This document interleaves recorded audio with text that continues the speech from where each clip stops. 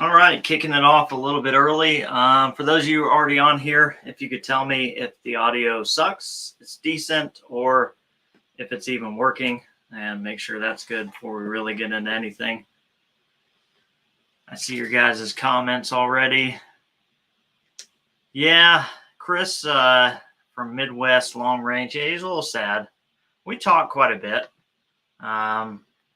You know, he's dealing with a huge separation anxiety. So there's that. But he seems to be doing pretty good. He's got some things cooking. He's got some things going on his channel. Perfect. Thank you. You guys are on it, man.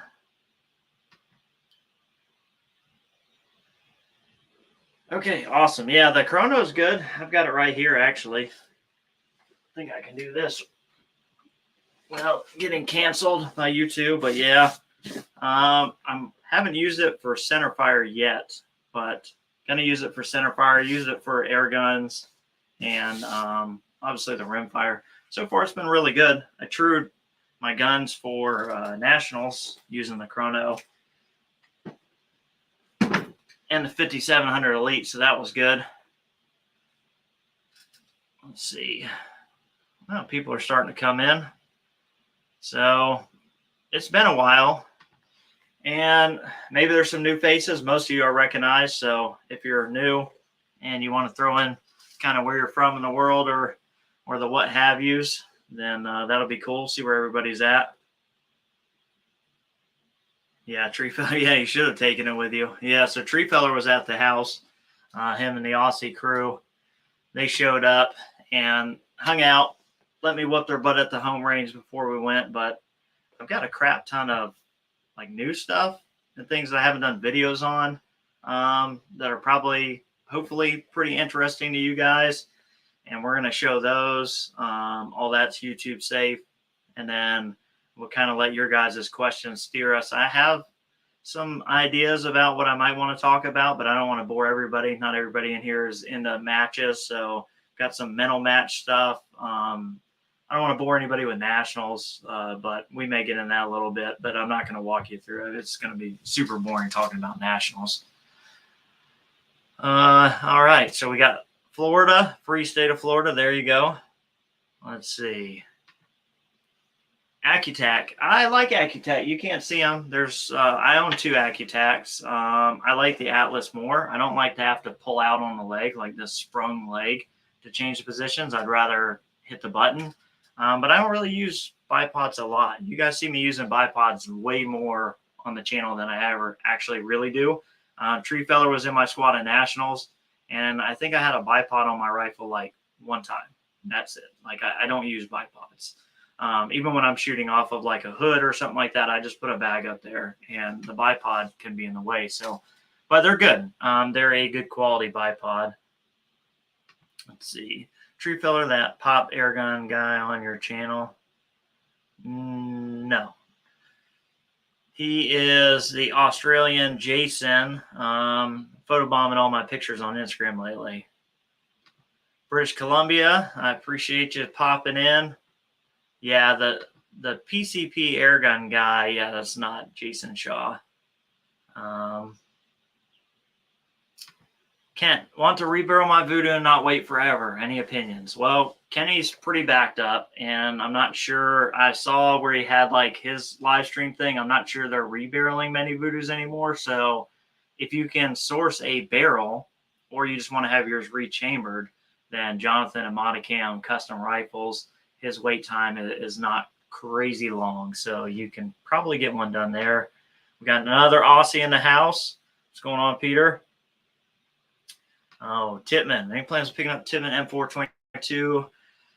How they shoot on opinion, best opinion. Yeah. JP makes one too. Haven't, honestly, my level of interest in semi-auto rifles is kind of filled by the kids you see. Well, they're that way. That one's not a true kid, but super grades down below us. I would definitely play with one for sure. We were actually trying to start up some DMR matches for 22s. I think you're going to see those start popping up across the U.S. with any hope. It's a pistol rifle. It's a pistol rifle format, if I can speak. And you basically, it's time plus. You have like pistol targets you have to engage. You dump the pistol, then you pick up a rifle and shoot rifle targets. A lot of fun and something different that a lot of people don't get to experience, but a really fun format. So hopefully those will get more popular. And in which case, an M4 Tipman would be something that I would definitely use for that. That's a good question. Lilja probably is my go-to. There's a new, you're going to see this in a video. I can't tell you right now, and I can't even tell you in the video. Coming soon is a new pre-fit barrel maker-ish for 457s. Not going to be a huge quantity, but going to be made on a premium blank by a premium gunsmith and offered by them. So I don't want to say too much. Shim system like a Lilja. So far I'm testing one. It's on the wall behind me somewhere, but really good results so far and very, very, very consistent and very trouble-free. But Liljas are still great. What centerfire rifle you have? So oddly enough, one of the things I was going to show you guys was having a 223 built right now to shoot sniper DMR matches and TAC class PRS. That's going to be on a pristine action, Bartline barrel, you know, the normal stuff. Probably going to put it in an ACC. But yeah, I'm going to shoot 223 because it's cheap. And I think that 223, if you're a rimfire guy or rimfire only guy, maybe you want to play with centerfire. I thought 223 would be more relatable to people because it's not as expensive, easy to find factory ammo. You don't have to reload. So the 223 is going to be on the channel soon. And that's going to be something, take you guys with me to a DMR match, film some of those stages. It's going to be more of a cinematic kind of video. I'll do a more informational video on my pistol, the rifle setup, and really targeted at, has all this PRS shooting with rimfires prepared me for centerfire. And I think I kind of already know the answer, especially when you're talking about low recoil stuff. So yeah, Voodoo may rebarrel it. They are offering the 1.2s. I'm not sure that they're going to take a rifle back and rebarrel it. It's maybe a little out of their wheelhouse, but I could be wrong. Competed in a centerfire DMR match last month. Rimfire. Yeah, I love them. I did one beginning of the year, Bolt Tactical. I was lucky enough to be first. Going to keep shooting Bolt Tactical and PRS, and yeah, they're a ton of fun. Rimfire would be really fun. I think people are missing out how much fun it is to go pistol, rifle, and just have that kind of cool feel of transitioning, all that good stuff.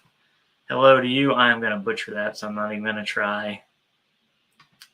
Yeah, appreciate you, Chris. I'll lean back so they're in focus. But yeah, that's kind of part of it. For those of you who, some of you guys on here I'm pretty close with, and I kind of text you guys a lot or message you guys. We talk, and you've seen the whole wall. I've expanded it recently, but I got a couple guns out, so I don't have the Voodoo on the wall, and I don't have the 223. So carbon fiber, no. Actually, no. Don't let me tell you that. A few may come carbon fiber. Maybe the first ones. Redneck, you're at least in the know. I can probably help you out on a carbon one if he does those. But I can't say any more than that. I'm going to give it away and he's going to absolutely murder me. Any thoughts on your future AR-15 build? Hopefully it's still in the works. Yeah, it's kind of hit a roadblock. So I'm not going to BS you guys. It is astronomically expensive to be as addicted to rimfire as I am and to want to continually bring new things in. You know, I'm not blaming anything but me, because I could have sat back. I could still be making CZ 457 videos now, and I have two, you know, like that one wrong. Can't get this right. But I feel like I have to own, shoot, and have experience with all the competitive rimfires basically readily available that are actually worth having, to have a pertinent, like, you know, source of experience to give you guys an opinion. Because what I hate about YouTube is that a guy who's only ever owned like one Voodoo, maybe he shot his buddy's Rim-X or something like that, you know, he's entitled to his opinion, he can make his videos, and that's great. But, you know, I'm like to have a wealth of experience. So I've had 8 or 10 CZ 457s in every variants you can have. I've owned a T1X. I've shot 7 or 8 T1Xs. I've owned 2 Bergaras. I've shot multiple. I've owned 3 Rim Xs. I've shot a ton of Rim Xs. I've owned 4 or 5 Voodoos. I still own a Voodoo. So when I give an opinion on those, I can talk about it. But to wheel back to the point, that's very expensive. And the AR-15 is not going to get a lot of good views. So that's probably going to be a build where I really have to work with a company to say, hey, I want to do an AR-15 because I want to expand the channel. And, can you guys cut me a deal, a big discount on an action or upper, lower, or whatever. So that's kind of where I'm at with that. So I've been just kind of pumping the brakes on that just for a little bit. And then obviously, besides, everything else, this year's been crazy. I came back from Missouri late last year. All the bikes got stolen. It's been a shit show, really. So you tried the new Aussie weapon yet? So he's thought I have an Australian chassis that'll be on the channel soon. I have not shot it yet. And it'll probably be several weeks, 2 weeks before I film it, 3.5 weeks before you guys see it. Cause I'm just, and Treefeller knows this. I'm going to put it through its paces. I want to shoot the centerfire in it. I want to shoot the rimfires in it and see actually how it really works out. I'm getting way behind here. Yes, and 223 is ginger recoil friendly. That's for sure. Mr. Watson, what's up, brother? 75 ELDMs, 23. And yeah, I'm trying to shoot factory ammo for right now. We all know John. John would probably load me some ammo up without really asking. But I think, like you say in your next comment, I'm going to try and shoot the 77 OTM Bergers because of Lapua brass, and I can save my brass. It'll be fire formed. And then if later on I want to reload some stuff over John's, I can. But yeah, factory ammo for now. DMR, yeah, similar to 3-gun. It is. It's like a 2-gun version, but it's more priority on precision rifle aspect, where 3-gun is 90% of the targets. And I'm not a 3-gun expert. I'm just well aware of 3-gun and how it works from shooting USPSA and knowing people in 3-gun. Maybe 5-10% of your targets are at a distance that's, would be considered precision rifle distances. Whereas a DMR match, you're going to shoot pistol targets out to about 75 yards to make that challenging steel. And then you're going to shoot out to 800 yards. So it's kind of more precision emphasis based, but also speed based. So similar, but dissimilar at the same time. 3-gun to the DMR. And Mr. Redneck, have a 6 mil. There you go. Yeah, I thought, yeah, that's right. Yeah, 6 mil, at least you can buy ammo. I consider that. I may get another barrel blank at some point and have that spun up in 6 mil so that I can shoot factory if I want, and I can shoot open. Of course, I can load heavier on 223 and shoot open, but, obviously 6 mil is going to be kind of better. Did you have any issues with the L3 Elite mags and minor mods needed? No, actually I didn't. And I got some within reach, I think. So this is the new one. I haven't had any issues with it. I bought them. I adjusted them. You can actually see this one's silver. This was a prototype. I have a prototype and then a production run one, and they're fine. I shoot them in the Bergara, though. That's the only thing I'm shooting them in. The Rimex is Rimex mags. My old L3i mags I'm running on the Voodoo. I'd like to see you trying to accurate an older twin target rifle. I'm actually, I'm not going to need to accurate it, but I got a buddy of mine who's in a vintage 22 stuff, and he's got some really nice stuff, some classic stuff, like, globe type sight stuff. So I do want to bring those because I want to see how we can do it 100 yards compared to like a modern optic kind of setup. The stick, you goose, boomerang. Oh, he's talking about this. Freaking wrong arm every time. Let me see if I can figure this out. It's backwards. I got a tree feller brought me this deal. Let me grab it, actually. You guys can see it. This should be YouTube safe. I don't think anybody has done anything crazy. But tree feller brought me this. Pretty awesome. Let me get rid of this comment. Pretty awesome. He also is responsible for the NRL sign with the wrong hand again. I'm not going to get used to this live stream stuff anytime soon, but I appreciate the boomerang. And yeah, it's going to hang up there. Probably never actually going to use it. It'd probably come back and hit me in the head anyway if I tried. What's up, Matt? Nice to see you, brother. I appreciate you, Eric. We're trying to be, man. I'm trying to be as unbiased and informational as I can. You know, I don't always succeed. I know that. You guys watch the videos, you know, not every video is a winner. That's for sure. But I really try and keep the BS down to a minimum. Luckily, we're 100% like channel supporter free. So we don't run any affiliates. So luckily, I don't really have to, like, I'm not in that stick. Some guys kind of get tied up to something and kind of have to, you know, I guess bend the truth, you know, to make things seem a certain way. And I'm not saying that people are trying to, you know, do something wrong or whatever, but luckily I have no ties, so I can just kind of say whatever I want. Competitively, I do shoot for some companies. They help me shoot competitively, but it's very, very cool of them that they're completely outside of the channel. So I have nothing. I don't have to do anything on the channel. I don't want to. Give the AAC 77 grain stuff a try. Really? Yeah, I will try that actually. Yeah, for 75 cents, I will. I'm hoping I can get some burgers at a good deal because, like I said, Lapua brass, pretty sweet. Rednecks shooting those. Mr. Josie Wales, hi Josh. St. X-Ring's favorite scope now for purists is a Zeiss LRP S3. I know you love the track, but any experience? I have shot the Zeiss, not a lot. I can't like give you like. I just don't have enough time behind it to say, like, from what I saw, it is very good for the money, especially the non-illuminated ones. Very good for the money, but you know, you're pretty close to Night Force, the Theos, and I don't have enough time behind those.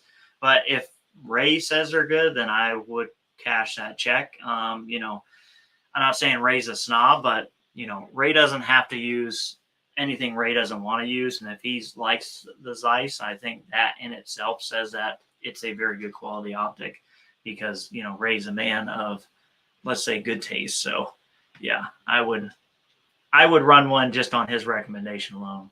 What height one piece mount would you run on a Voo 360? So on my 40 MOA base, I run a 1 1/4, 1.250, somewhere around there. I don't think you want to get much lower than that, but I like to keep them around 1 1/4. 1 1/2, I think, is too tall. You can clear your objective even with a sunshade if you're at 1 1/4 on a 30 or 40 MOA. That's and then you're not having to fight like cheek riser height because I have a skinny face, so my face sits far down on it. So maybe if you got a taller face, not so big of a deal, but 1 1/2 inches for me is just too tall. I'd like to see a Winchester. Yeah, I'd like to get one too. There are several rifles I would like to get. I'd like to have CZ 452, the Winchester 52. I'd like to get Summit Action because I've always seen them perform like crap. And I don't know why. Just like I have an affinity for getting something that should suck, and hopefully it doesn't suck. Although if you watch the channel, then, you know, if something should suck and I get it, it definitely sucks. It's just terrible. Let's see. Wow. I don't know. Wowski. Hey, mate, thoughts on how much time a newbie should spend on a factory rifle or modify? New to 22 rimfire, want to modify. So I think the generic answer would be just shoot what you have. Don't touch anything, you know, till you love the sport. I would modify it enough in the sense of to where your trigger is light enough that you're comfortable shooting it in a precision setting and to where it bounces. And then I would kind of hold off. Now, if you need to spend a ton of money to do that, I wouldn't do that yet because you're probably going to find yourself in a chassis or something like that. But add some weight. Arca rail. If it doesn't have Arca rail, you can get a weighted Arca rail from 419. You can add a plate to it to add weight, to distribute weight, and triggers. Those are you can't go wrong with those. If the gun shoots MOA, even at 50 yards, you don't need more than that, which is hopefully someone remind me. And I kind of have something I tell a lot of people on the phone, but maybe it's worth saying on a live stream. Really, the reality of what you need in a PRS NRL 22 rifle, and it's really not as much as you guys might suspect. Let's see, and I just don't want to get super behind on comments. Found your video, ballistic coefficient, entering plan on more videos subject. Yes, I will do more. I'm waiting on them to either update. I used a G1, and they obviously, like most of the comments, I was in agreement with that. The G1 profile, like BC numbers, were higher than they should have been. I kind of didn't make it a big deal in the video because I was just using it to compare them. So it didn't really matter if they were a little higher than what I thought they should be or what they really are. It was just a way to compare them. I think an update will be coming, hopefully. That's going to fix the G1 curve. And I think why it's not spot on is because RA4 is what those guys use. And so I need to test the RA4 side of it. But the muzzle velocity side is freaking spot on. So I have no doubt that in a future update, the BC will also come around. I think maybe just something got missed in that calculation kind of deal, and it's just reading a little high. Why did I go? That's a good question. So I had the Cronus Gen 2, and it's a great scope. I would say the tracked in terms of turret feel, now not design, because some people hate the taller turret tracked. I personally like it. I think the turrets for me are a little nicer. I don't want them like so notchy that you kind of like have to put enough effort into where you can miss. Because I like to bring my hand up and sometimes in dial on troop line stages with just my fingers. And the track turrets are very nice for that. They work really well for that. And I would say the glass is a little bit better on the tracked. And the price reflects that. I think the Cronus is priced really incredibly well. I think the tracked is priced incredibly well. And they're both like scopes that you're getting more than you're paying for. And hey, Cronus, Athlon, you go and win with a Cronus, they're going to send you a little paycheck out. It's hard to beat that. But I am very loyal. I test everything, but when I find something that works over periods of testing, then I stick with that. That's like Timney triggers, their hats up there. They're not a sponsor per se. Like, I don't have any contract with Timney. I just love their triggers. And since I try to hit, and I had so many rounds on a hit and it never failed, that's all I put on my rifles now. So, and I do have a Bixen Andy Pro Tac Sport Pro. I have, other triggers, and there are other triggers. I would say the Bixen Andy Tac Sport Pro is a nicer trigger than the hit. And I would say that the Trigger Tech, depending on what you like, can be a nicer trigger. But the Timneys have never failed for me. And it is a really nice trigger. And I don't need a 5% gain in trigger feel at the cost of 50% reliability, because I can't tell you how many times I've seen other triggers, and I'm not talking about the Bixen Andys, go down in 700 clone actions on matches. Matter of fact, in Nationals, first day I saw a guy carrying a Trigger Tech trigger to go help his buddy out. I've seen it myself. It's not that I've heard it. I've seen it a bunch, enough to know that I have something that works with the tracked, with the hits, and I am very, very happy with both of them. And probably not ever going to move away from them because they're not costing me anything. It's the track's not the top of the line scope. It's not a Zico, but it works perfectly fine for what I need to do. That is easy. Can you recommend a scope at 1,000? I would say, what is it, the Burris or the Bushnell? The new, I'm trying to remember. I think it's the Burris. They are friggin' for like $800 killer. Maybe, and someone will let me know. Respond in the comments. I'm just brain dead right now. That for PRS and NRL, yeah, I would go there. If you don't care about turrets, like maybe look at some of the Athlons, the mid-level ones. Really good value for the money, around $1,000 for sure. But I'm guessing you're probably trying to keep all the features.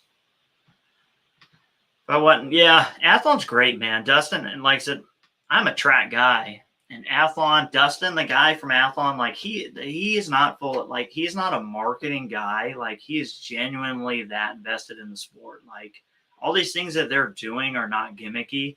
They're literally just like you haven't heard anything in the last forever about out of Athlon about them giving back money for people winning with their stuff, but they're still doing it. and Dustin. I mean, they're just, I mean, I love those guys. I love the track guys too.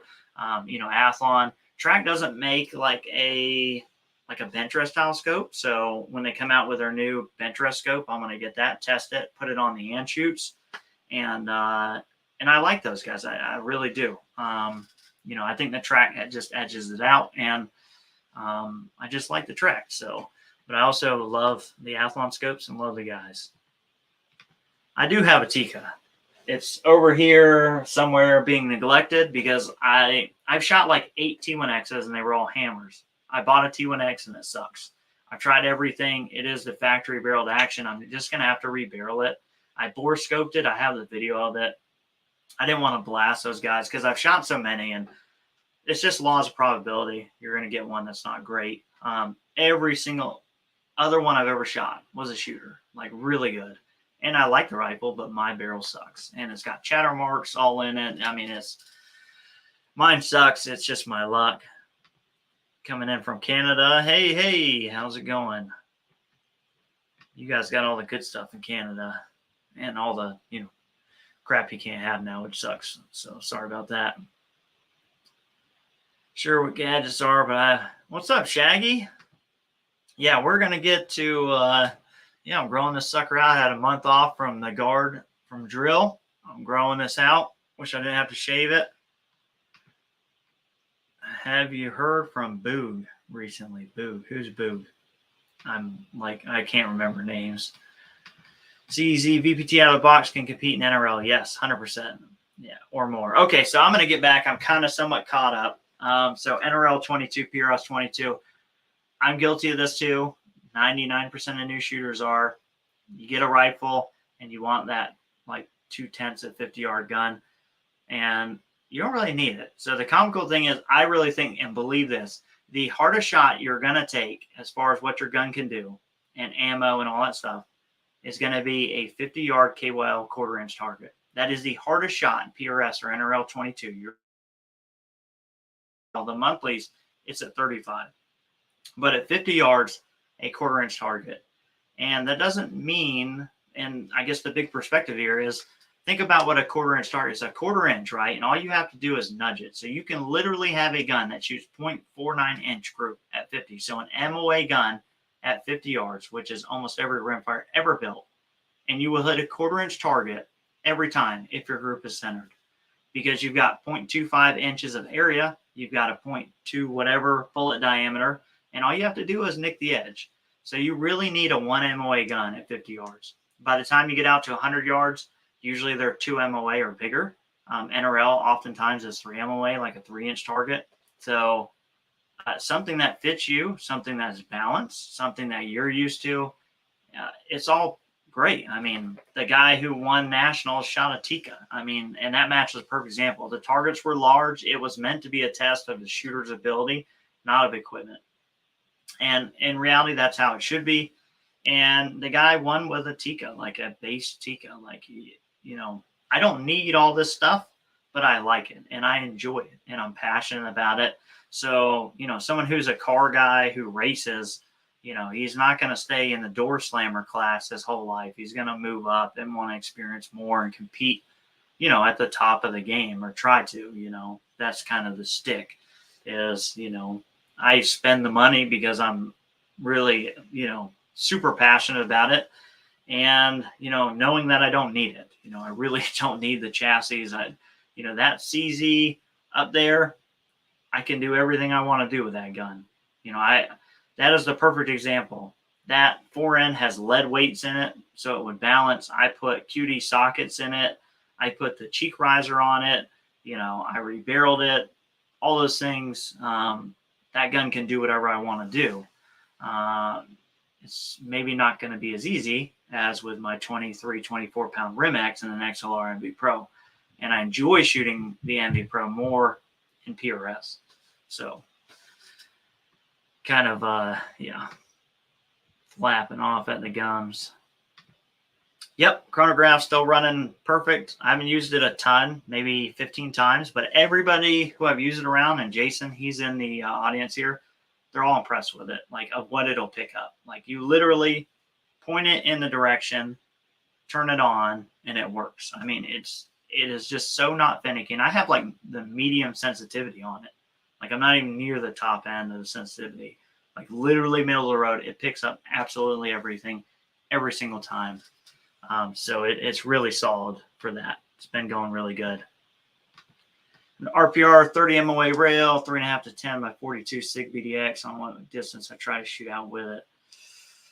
So 30 MOA, I'm thinking 3.5 to 10 for the SIG scope's probably not going to have a lot of adjustment. I would guess 18 mils. So you're going to be able to sneak some. You're about 5 or 6 mils there.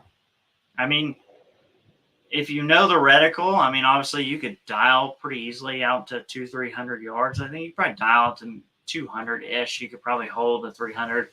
The SIG BDX stuff is just not really that great for using for like ELR, but I think you'd be surprised how far you can get on a 50-yard zero with that. Again, I'm not insanely familiar.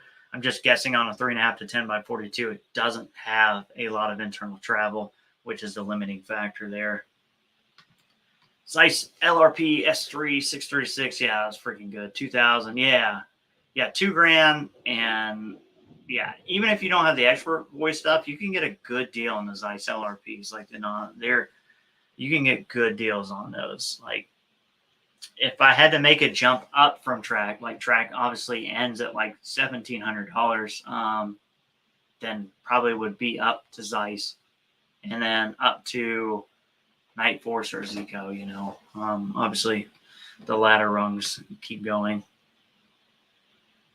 Sitting in Nebraska. Was I a deer from up a season? Oh, Elliot. Oh, oh, I got you. Yeah, I watched that with the kids a super long time ago.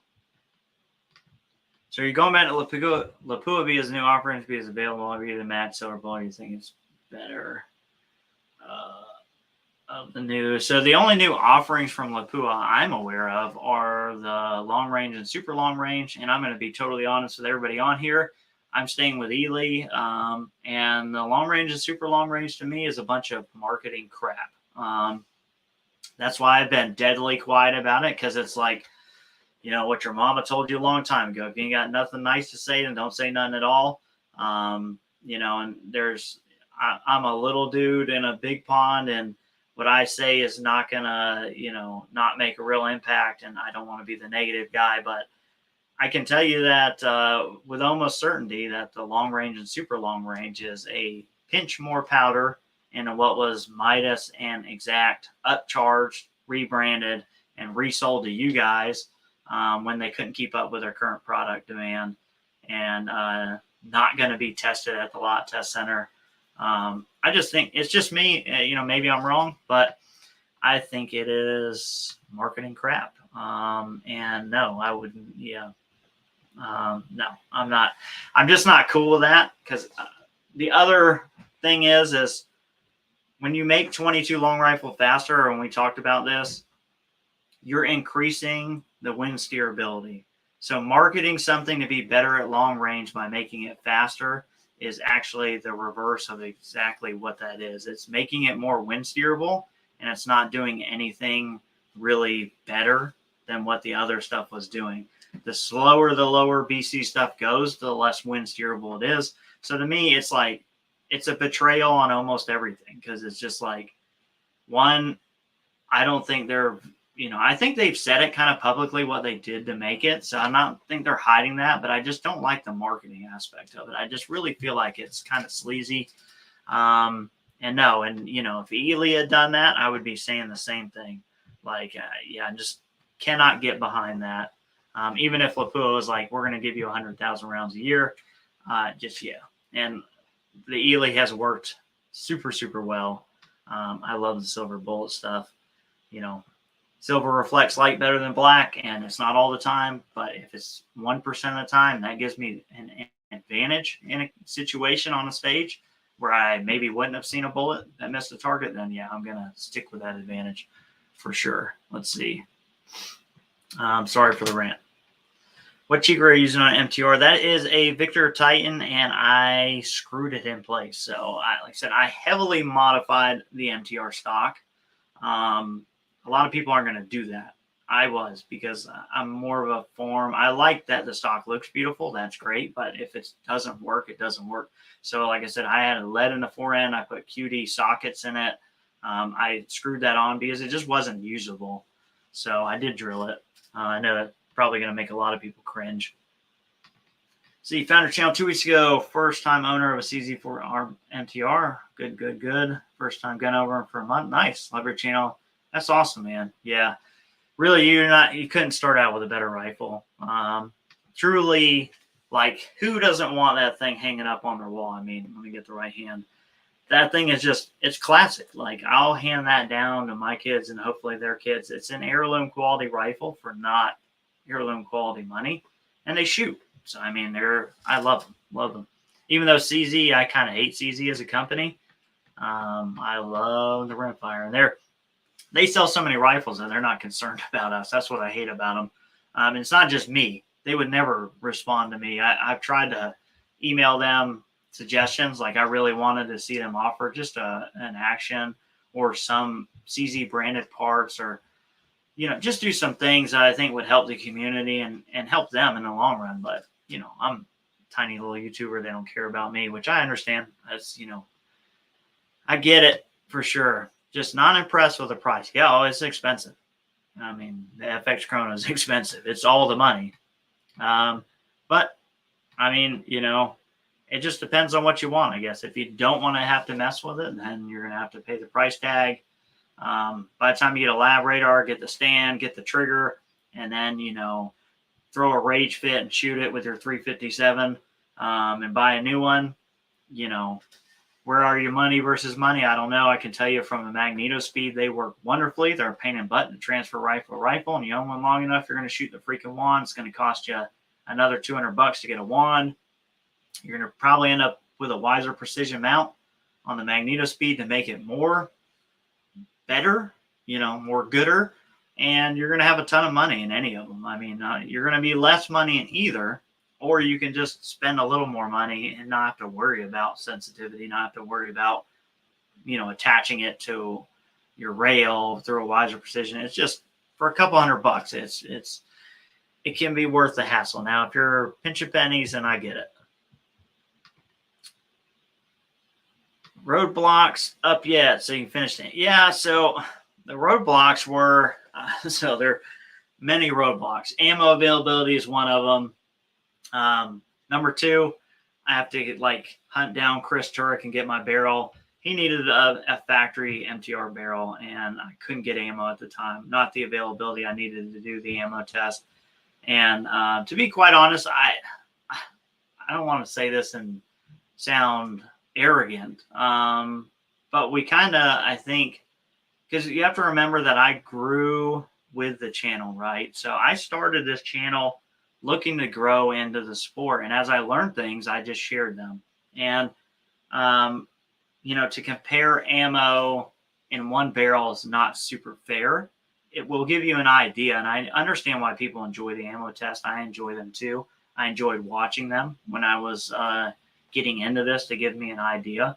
But it is very much relative to the barrel. So part of it is I need the barrel. I do want to finish it out for the sense of finishing it out.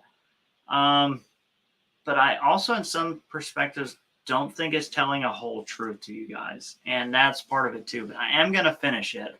And when I do finish it, I'm going to talk about that because I've enjoyed it. And I was at a stage in shooting where I didn't have as much experience as I do now across 20 plus precision rimfires with lots and lots and lots of ammunition of different makes and lot numbers and speeds and things. So I just want to make sure that what I give you guys is the whole truth. And that's so a little resistance on my part, but mostly I need the barrel back and I need to find some ammo. I've reached out, good shooting, and some of those guys who are just super good retailers who sell ammo at what it should cost, and they're always sold out because of it.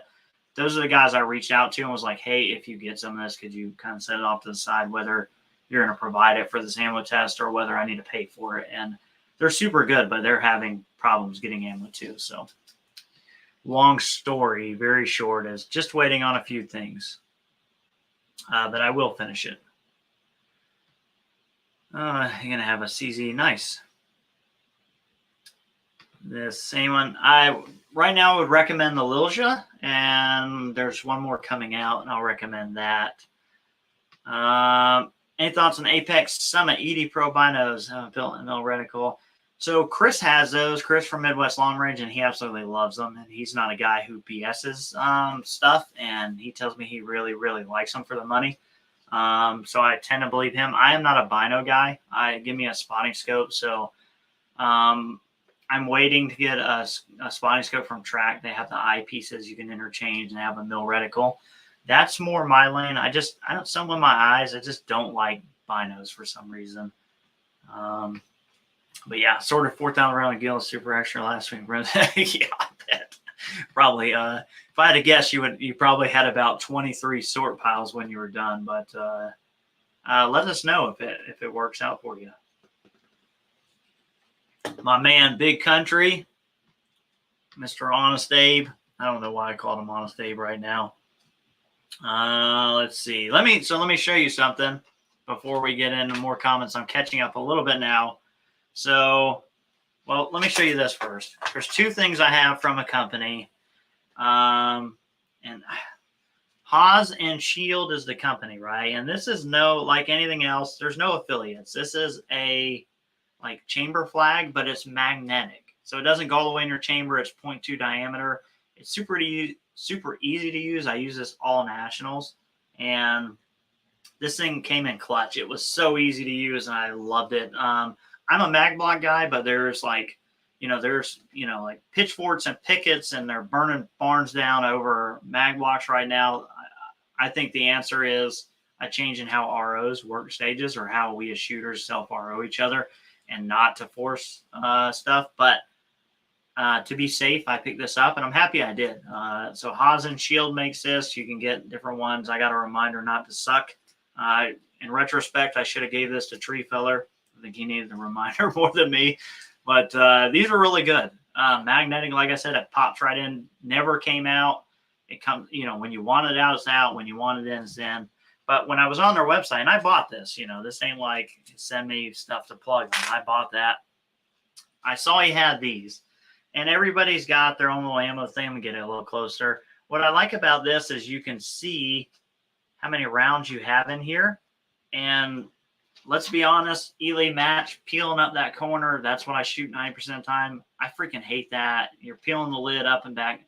So this one was made for Ely, and it holds, obviously, 100 rounds of Ely. It's got little magnets in here. I hit them up about this. The magnets are not strong enough. They're supposed to stay on here, but if you give this, kind of a big move, oh, there she goes. So I told him, hey, I like this, but I think you need a little bit stronger magnets. He said he was already tracking that. That was a fix they were rolling out. So Haas and Shield, that's one of the gadgets I want to show you, was that chamber indicator. And that ammo box is for Lapua too. Obviously, Lapua SK boxes and 10X, you don't really need it. You can just use the box. Match or club or team, we got the label. Everybody hates that label. So I like that a lot. And like I said, he just, he didn't send that to me. It's just my personal opinion on them after buying them. Been watching your while, enjoy revisiting. Rimex coming next month, says bench rifle. Which barrel, Schilling or Krieger? 26+ inch barrel. Obviously, which one's your favorite? I'll tell you, the Schilling are way more popular in bench rest. I like Kriegers because my experience has been good with Krieger. But, the bench guys, they all seem to love their freaking Schilling. So you have to love it to pour my – yeah, oh, yeah. You got to – one, he's talking about, the rimfires and stuff. I think from my perspective, you got to love the sport. You got to be passionate about it. And then you got to be willing to work for McDonald's fry cook wages to be a YouTuber and trying to do it. I mean, it looks like, really cool. I'm sure looking from outside in being like, because I do get stuff, companies help me out. I've always been open and honest about that. I do get things. I get things. And I've been fortunate. I only reach out to companies that I know have good stuff, because I don't want to be put in a position to like where I'm, at odds with the company. So like if I reach out to MDT, it's because I owned ACCs before I reached out to them. I've owned most of these products before I even hit these guys up and asked for their help to bring new content in. But it's like fry cook wages, working CEO hours. And most of these guys that are shooting 20 are pouring a bunch of money into it. Even if you're not YouTubing, you're just shooting it, it's expensive. So where are you at now with barrel length, twist rate, and tuners? I am still anti-tuner on rimfire. I do like the 24-inch barrels for balance purposes. I was fine with 20 inches performing on target. I'm still at 16 twists. Some people find success in 12 twist barrels. I think I've tested them. They become pickier. And the last thing we need with precision rimfire is pickier stuff. That's why I don't like tuners. I don't want to have to mess with things for what we do in PRS and NRL. But yeah, anything. I do like the 24. 24 in a straight taper and just about any chassis. You almost don't have to add weights if you don't want to. Super well balancing setup. But yeah, 20 to 26 inches, 16 twists is where I would be on a heavier taper and leave the tuner at home. I don't even thread my barrels. Like that's how sure I am. I'm not going to go down the tuner road. If I get a barrel spun up, it is not going to be threaded unless it's centerfire, for a break. I would stay away from the summon. Mine sucks. Yeah, I've seen everybody's kind of sucks. I probably should stay away, and it's a long ways out anyway, but I appreciate the heads up. Recently got an NRL touchdown. My first match today was a CZ 4% MTR to watch your channel news long range. Heck yeah. Yeah, you can definitely win with an MTR. No problem. You don't even need to stay in base class. A lot of people get in, they want to be in base class or production. I did it for like 2 matches, 3 matches, and then I got out of it. This is more fun to compete in open, and if you want a different trigger, you can do that. Nothing wrong with base or production class, but you'll have more fun in open, and you'll be challenged more. I want to try binos, try the Delta ones. Yeah, I'm never going to go that. See you, Shaggy. Probably already missed you, brother. I appreciate you. Let's see. Interested in knowing what kind of weights you put in the MTR stock. I put in like lead. Like literally I hogged out the inside. I can't show you on here. I would. The whole forend, I took a router and just like carved that out. And then I took lead and stuck lead in there, and then I epoxied in. If I had to do it again, I wouldn't do that. I would do tungsten shot. It's heavier per volume and it's easier. And if you are going to do it, also don't do what I did the first time. I poured tungsten shot in a cavity. Actually, I got so I can show it to you. And then I poured epoxy over top of that. So this is the Area 419 plate. I don't really use plates anymore, but you never know. But I made a heavyweight version. This thing weighs like 5 pounds. That is epoxy and tungsten shot. If you're going to do it, make a slurry. Mix the epoxy and tungsten and then pour it. That's probably obvious. Most of you guys probably already know that. I didn't, so I had problems. I ended up having to pour epoxy from the front and back side of it, but it still works. It's still there, and it's super heavy. But yeah, I would hog it out.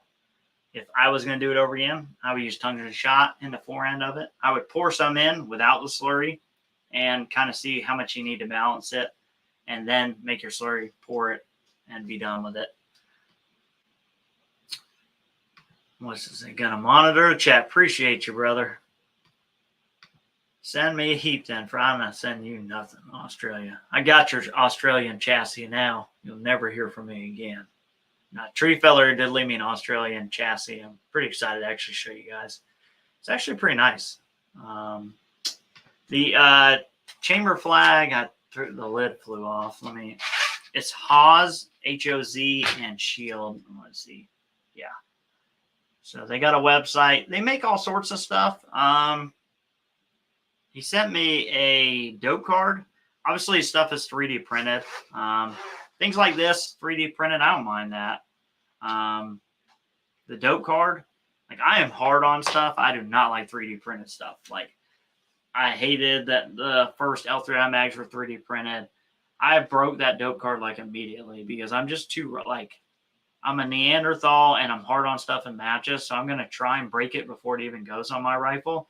So I got their dope card and tried to break it and broke it. It's 3D printed. I mean, it's probably fine for 99% of people. I'm just, the Coltac cheat sheet for me, for a cheap data card holder, I don't think you can beat that, the Coltac cheat sheet. What's up, man? Nice seeing you, 22 Guru. Let's see. I think it would cost about $8K to do my USA NRL 22 trip. Half of that is my yeah, you probably did spend $4,000 in gear. That is not an annoying question. B14R C4 CZ457 at 1. I guess I would say for what? I like the 457 action more than the B14R. It's a higher quality action. This B14R, the Bergara, is a 700. So if you want compatibility, obviously it's going to be better in that sense. I think the action, the bolt, those pieces, as time has told us, people break stuff. Not everybody, but people do, more so than with CZs. And after owning both, the CZ action and parts are more quality than the Bergara. Hands down, no question about it.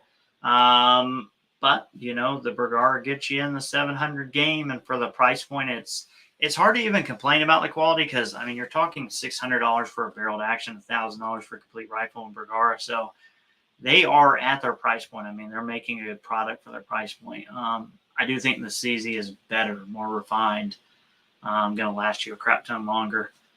So really, it's going to be more a question of what you want to do with it more than, what I prefer. But I do prefer the 457 generically.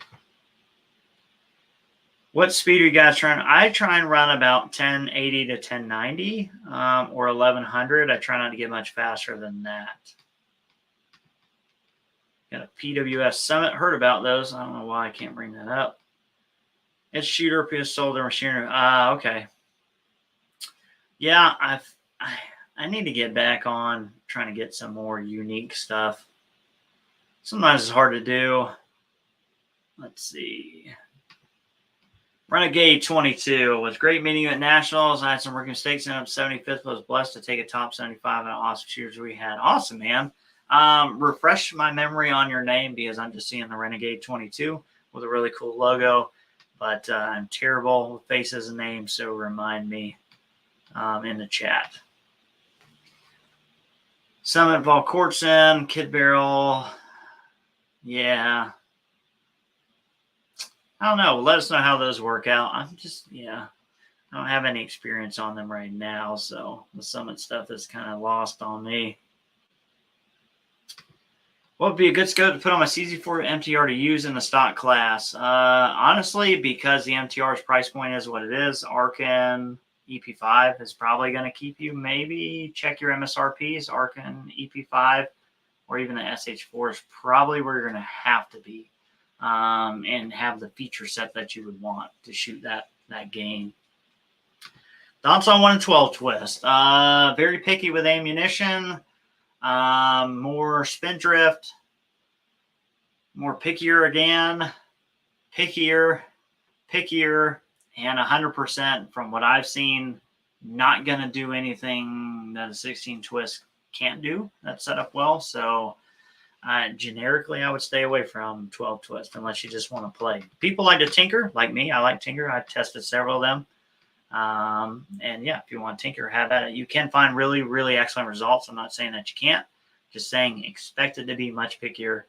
And, and when I say pickier, I mean lot to lot and environmentally. So that was my experience. What scope rings, brand height do you run on your track? I run everything. I got an MDT one piece. That's a 1.5, which is a little tall. I run a spur on my main competition rifle. It's a 1.250 spur mount, which it would be considered like a low. I run element rings that are mediums, depending on the setup. Typically, you want to be around the medium height, but element rings, the Athlon rings are good. Honestly, you can get really fancy rings or all the way up to a spur. I use a spur on a comp rifle because it gets beat up a lot.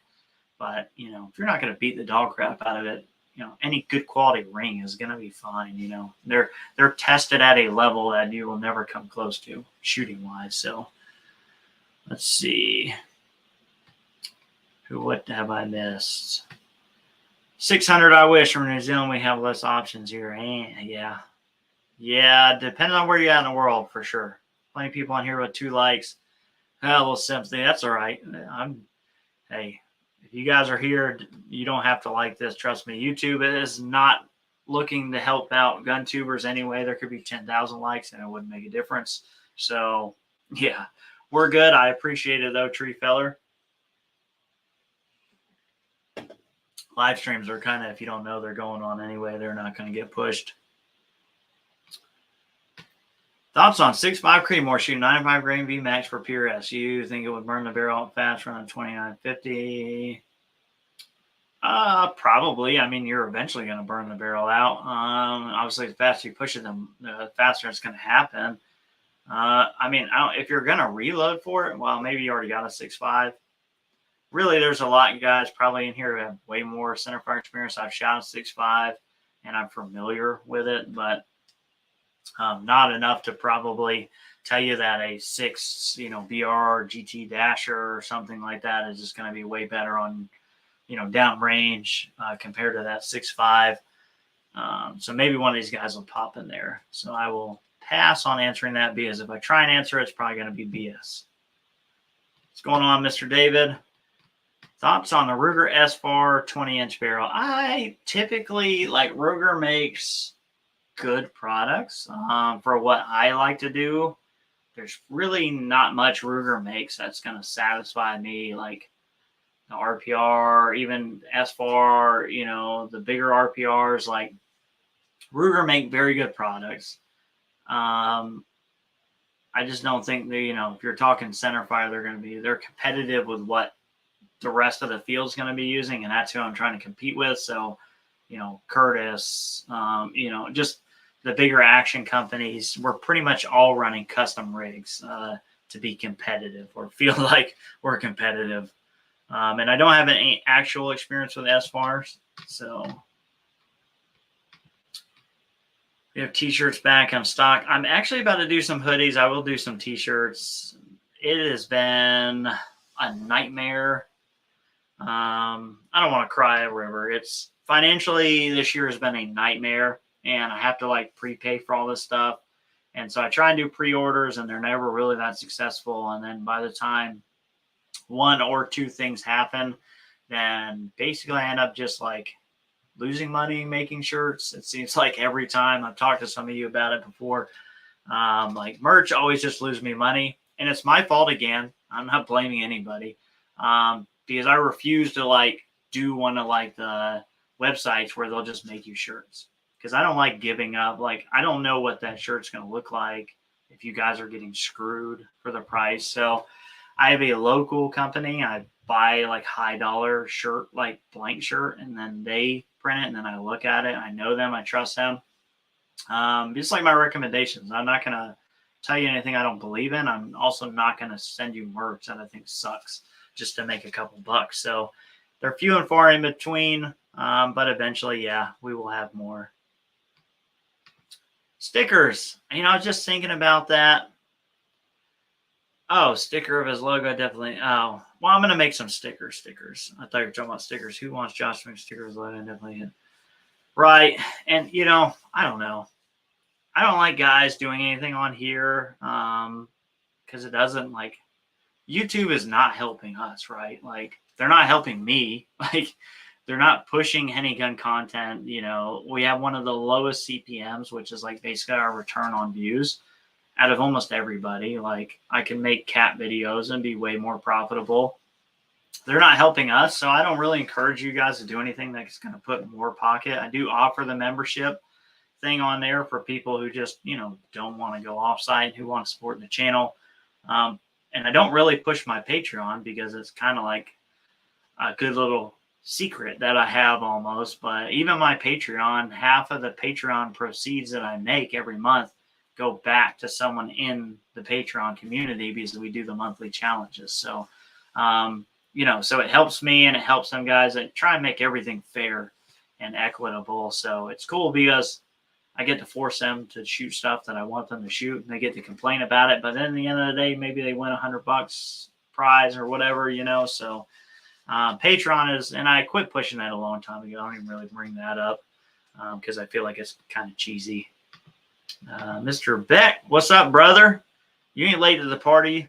Mr. Beck kicked the crap out of me at Nationals. He was second, which is like his life story. He's second almost everywhere he goes, but he's a freaking crazy shooter.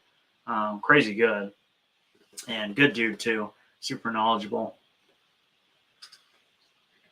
The only bad thing about Chris Beck is he just doesn't look nearly as good as me. So he's working on it, though.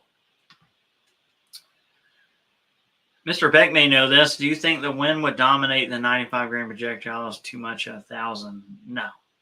I mean, well, I don't want to say that because, you know, I'm limited on that, but coming from also the bias of shooting small bore stuff, like when I get to shoot a centerfire, like a centerfire, even a 223, I shot my buddy's 223 at the DMR match at the beginning of the year.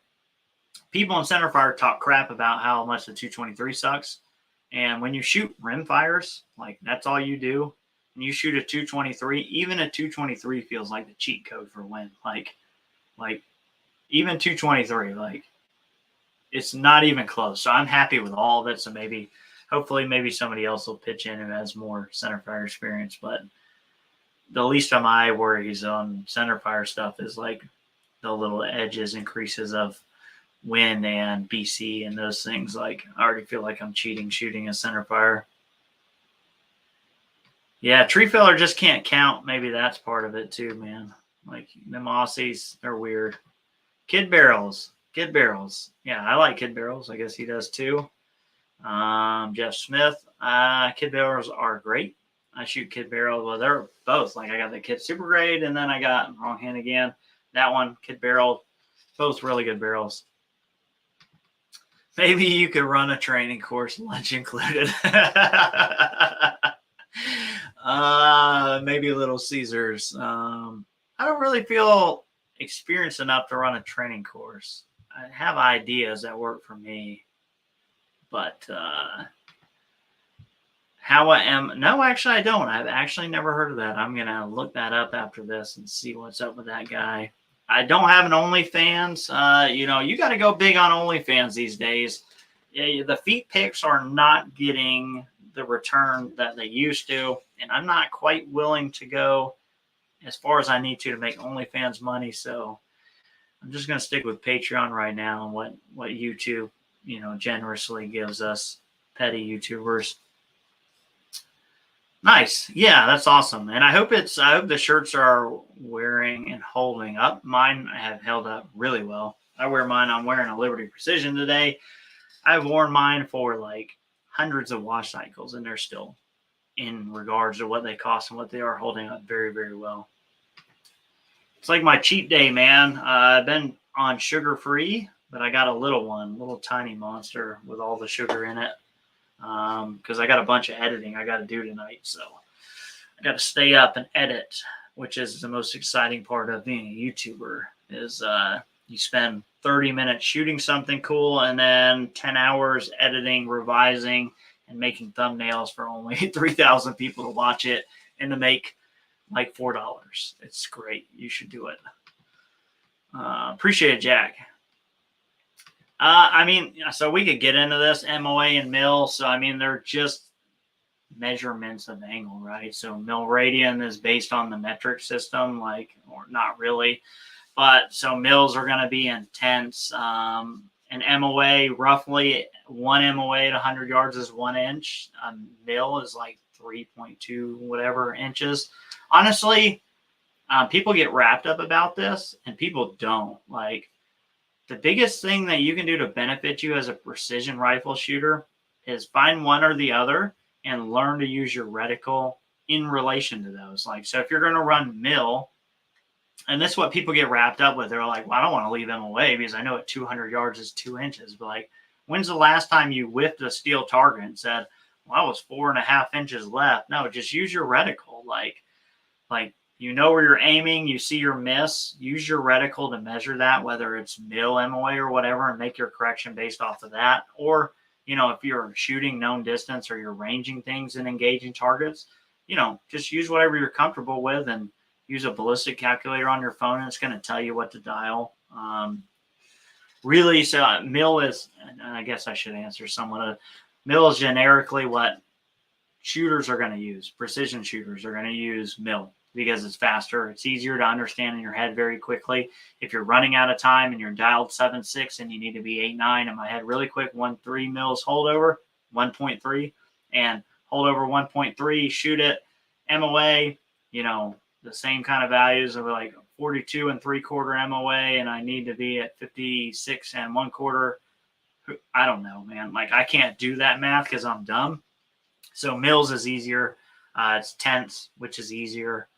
Let's just be honest. I'm American, but we're dumb. Like, why we just, kilometers, meters, like mils, that stuff is easy. Like, it's easier.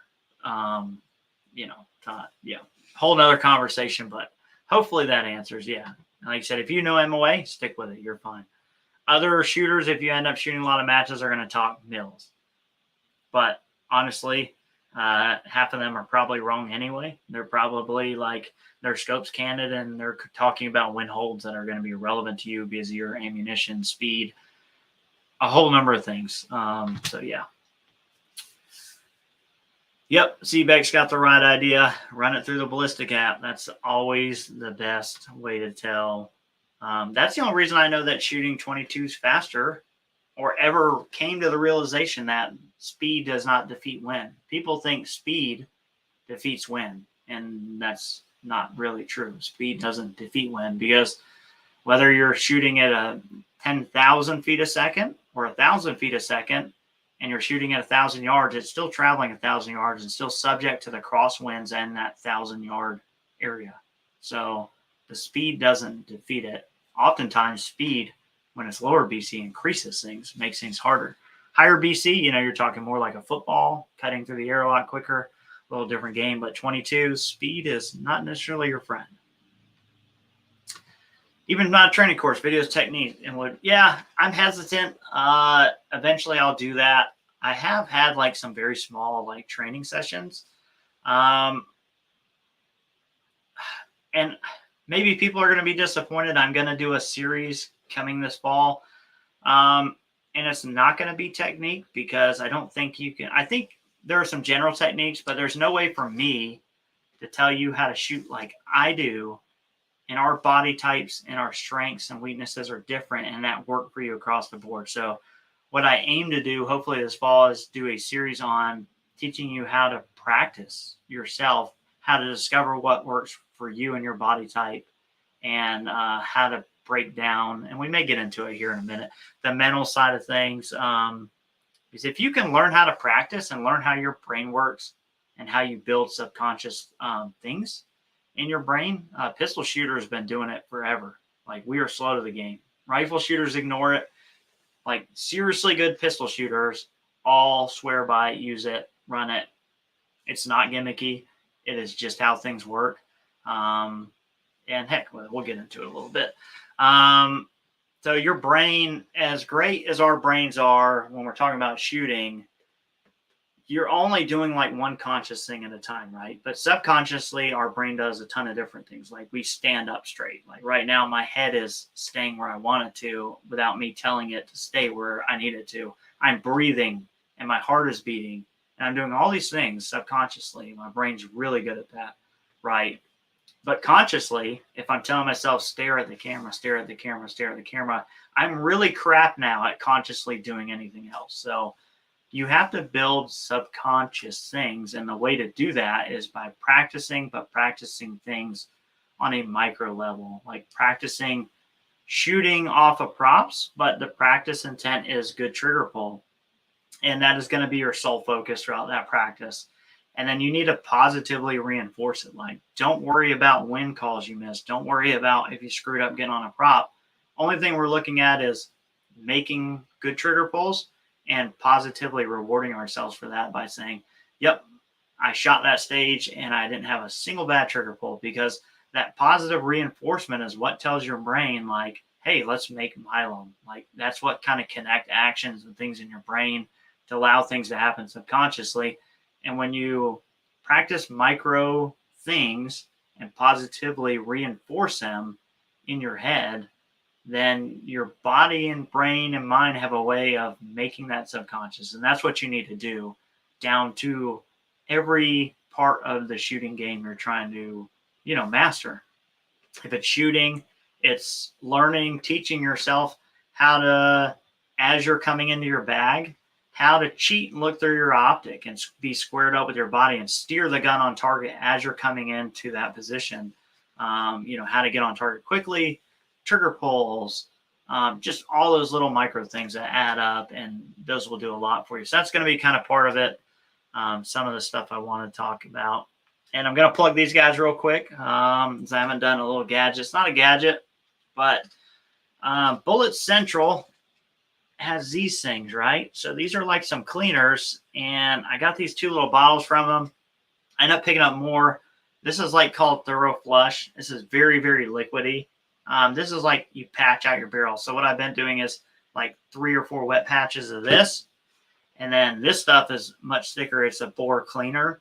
I put this on a nylon brush. I literally scrub my chamber like 20 strokes with this stuff.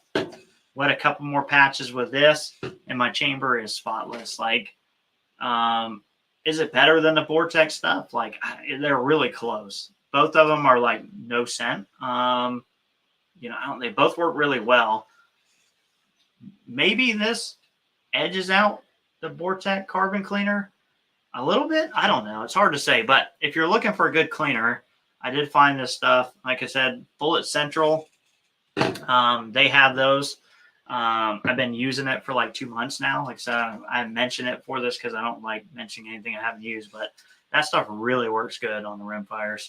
And again, it's not an affiliate thing. There's no kickback. Let's see. Get back on some questions. Let's see. I appreciate you, man. MOA is for American. That's what A stands for, right? Yeah, mills are for European. Well, I'm European, bro. I like them mills. I will never, I'll never go back to anything but mills. So, and I appreciate you. Yeah, thanks, man. It can be a grind sometimes, but super rewarding. I would say, and I've said this before, even like the stuff hanging on the walls, I've moved the trophies up. They're higher. You can't really see them. Winning trophies is cool, and doing well at matches is really cool, and I really enjoy that. Like, I'm not downplaying that. I'm very super motivated to win trophies, and I want to win. But having the channel and hearing back from people and meeting people and people saying something's helped them, way, way more rewarding, which is why I've kind of didn't shoot very many matches lately, putting more effort on the little bit of time I did have into the channel, because it is more rewarding. Learn both. Yeah, I mean, both are easy. Like, I could use either one. I think once you shoot enough and you start learning to use a reticle and you start really understanding ballistics and things, MOA and mill will become like less of a thought. Like, you're going to find what you want or what you're going to use it, and you could probably use either. I honestly could just switch my Kestrel over to MOA, put an MOA scope on, and I could use it. I don't want to. I'm not going to, but if I needed to, I 100% could. And you will too, the more you get used to this kind of shooting. Appreciate your content. Just picked up my first CZ 4x7 varmint, not MTR. That's fine. For a great price using a base class. Yeah, no, they're good too. Literally, like, the only thing the MTR has is the difference is the barrel and the color of the trigger shoe. So the MTR has a silver trigger shoe, or like a polished trigger shoe, and the MTR, like the match chamber, right? But I've seen a bunch of standard chambered, like just standard varmints that shoot really, really well. Really, I think the reason why you should buy an MTR is if you want the stock. Like, if you're not going to keep that stock, then don't even bother. If you're going chassis, buy the cheapest thing you can get. So good on you there. No way you could teach me how to move on the stage. I'm too fat and broken. Well, yeah. And everybody's ability and athleticism is going to be a little different. Tree feller's a little bit bigger than me. All right, switch barrel lengths since Anschutz says 24 is better.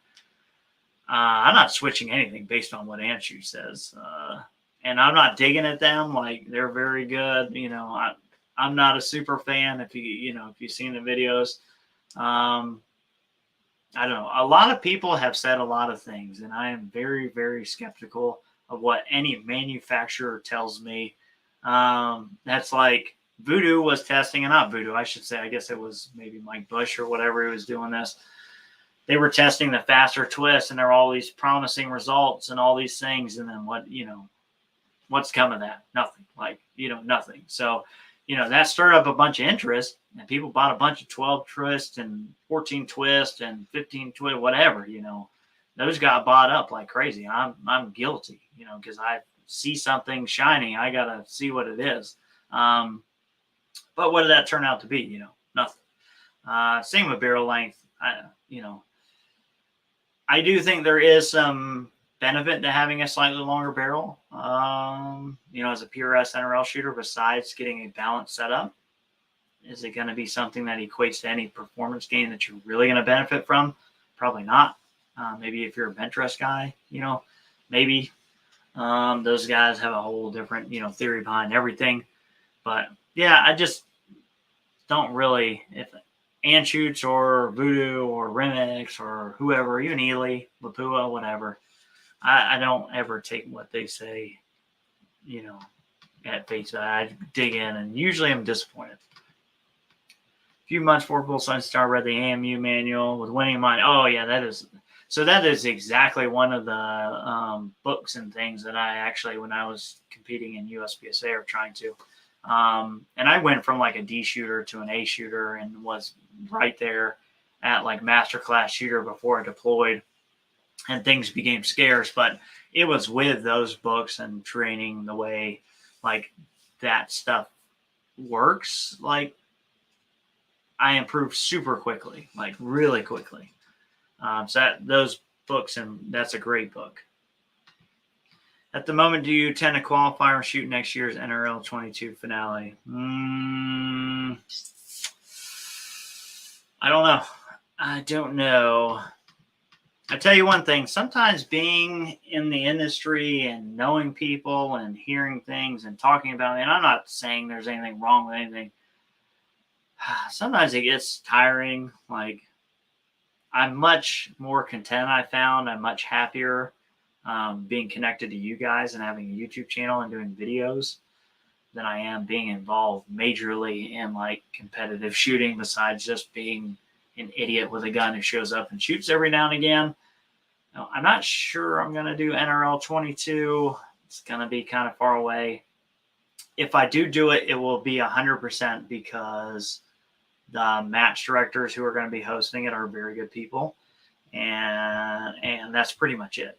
That'll be the only reason that I do it. It's because Justin is a super, super great guy, and it'll just be to support him if I do it. But I'm not sure right now. Have you taken your air guns to it? Nope. So this was my first NRL Nationals. I only have like maybe less than 16 total matches that I've shot. So I shot 22 against the 22s. Dubber shot his air rifle. He was 28th overall. I finished out 11th overall. Dubber did extremely well with his Panthera. The Pantheras are capable, especially at that match. The target sizes were not a factor. Because I do think at distance, the 22 just is a little easier still versus air guns. But Dubber did very well at the match. And I'm going to shoot him. But being my first NRL 22 Nationals, I had to shoot 22. It's like, all these guns are on the wall for a reason. And I just did not feel right about not shooting a 22 at Nationals. Let's see. I appreciate you, brother. Thank you. Trust me, it's more fun than I lead on. It is fun. Let's see. Thanks for getting my team member CZ Timney trigger running again at Nationals. He was dropping. Oh, yeah. Oh, it was nice. Yeah, nice seeing you. Yeah, I've seen that a bunch. The CZ. So the CZ triggers at Timneys will wear in if they're fairly new. If you set them at the ragged edge of where they won't just drop off, which to be honest is where we all set them because you're like, you want the lightest, cleanest trigger you can get. Eventually that will those surfaces will wear together and it'll slick up a little bit. And then after a couple hundred shots, you're gonna have to go in and add a little more sear engagement because it's gonna start not catching. And that's what happened to them at Nationals. It had happened to me 4 or 5 times because, I'm always running crap the way you shouldn't. So I knew exactly what was plaguing them. It was nice seeing you. Awesome. Yeah, I appreciate it, brother. Glad you're enjoying the channel. Good review of the Green Mountain 20 NS1022. I think, did I reach out to them? I was trying to find a place to buy one and money got a little tight. I might have reached out to them. Maybe I didn't. Maybe I will check on that. I'll look at it. Yeah, for sure. Because I got a couple of guns, 1022s to play with. For that, I will definitely look at that. Appointment Lapua Test Center in September. Do they test both Lapua and SK? And they do not test. So unless you were like an SK team shooter on a special favor, which I've only seen this once and I only know about it because of my buddy, I don't believe they test any SK at the center. But they do test Center X, Midas, and Exact. They test basically all the Lapua products they have, even Biathlon sometimes if they have it and it looks like a viable option. And it is worth it, yeah. If you want to shoot Lapua, go to the test center. I guess you can say where to which one. Probably Ohio, I'm guessing. Big Sand God, triplets, you need to practice more. Only got to shoot once, maybe twice a month. Yeah. If you're not shooting, for sure, yeah. Or if you're just doing monthlies, yeah, that's not going to prepare you for nationals. I think guys who came to nationals from like the monthly perspective versus the 22X shooters and the guys who shoot a lot. Yeah, it's a super unfair advantage. Dubber is a hell of a shooter. Great guy at that. Thinking about NRL 22 match, here in my area. Thinking that Rimex will sit back and I'll shoot the Panthera. Local indie shop. Nice. Yeah, I mean, the Panthera is nice. And I think we're going to see more of them. And the good thing about the air gun industry is that they're constantly innovating. So the Panthera action got bigger than the typical action. So that means you can get longer projectiles. So I think in the near future, someone will start making max length projectiles for the Panthera. And then I think you're going to see on future guns, that's going to get bigger and bigger and bigger because you can keep them 22 cal. You keep making them longer. That's going to give you more BC. And you're going to start seeing more benefit go to the air shooter because they already have better ES and SD. What they're catching up on is barrels and ammunition lining up and doing that consistently. So being an air gun is just not day-to-day consistent as a 22 long rifle, I would say. But they're accurate, but like I think they're just not at the 22 powder burner level yet. I think some are, but in generalities, not yet. So they will catch up. You have any beginner bipod? I haven't used one. Chris used one from Midwest Long Range, the ground pod, the MDT ground pod. That was pretty affordable and did not look bad. I would say you don't need to spend a ton of money. Kind of going to burn some guys here. You don't need a SkyPod like for PRS or NRL. You really don't, because you don't need a bipod 90% of the time. Like if you get a good bag, good balance rifle, you're not going to use a bipod very much. I would say 99% of the time that I'm using a bipod outside of a video is it's holding my rifle off the dirt at a match. And as soon as the stage starts, I don't even collapse. I take it off, throw it off to the side, and I have a bag and my rifle, and that's it. That's what you need for 90% of shooting. So don't worry about spending a ton of money. I think the ground pod will probably do you all right.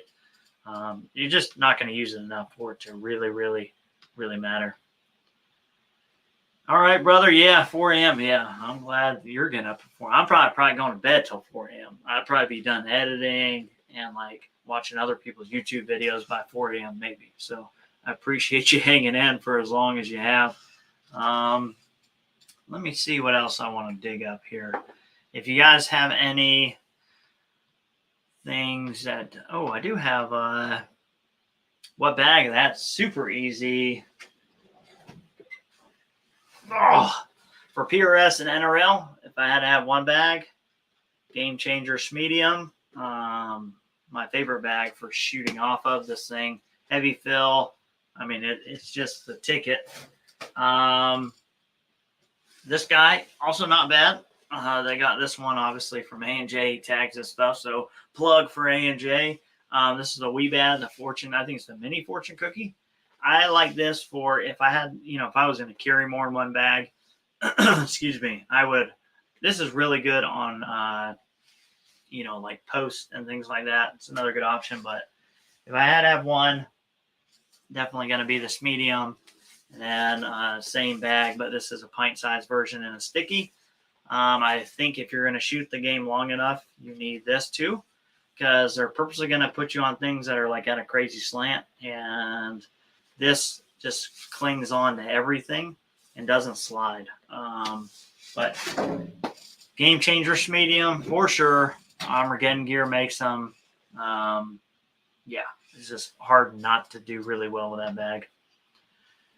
Best go for base class. Oh, below 550, you're probably going to be EP5. I mean, you're really limited. To get PRS features in a scope, and I'm not even a big Arkham fan, but it's just at that price point.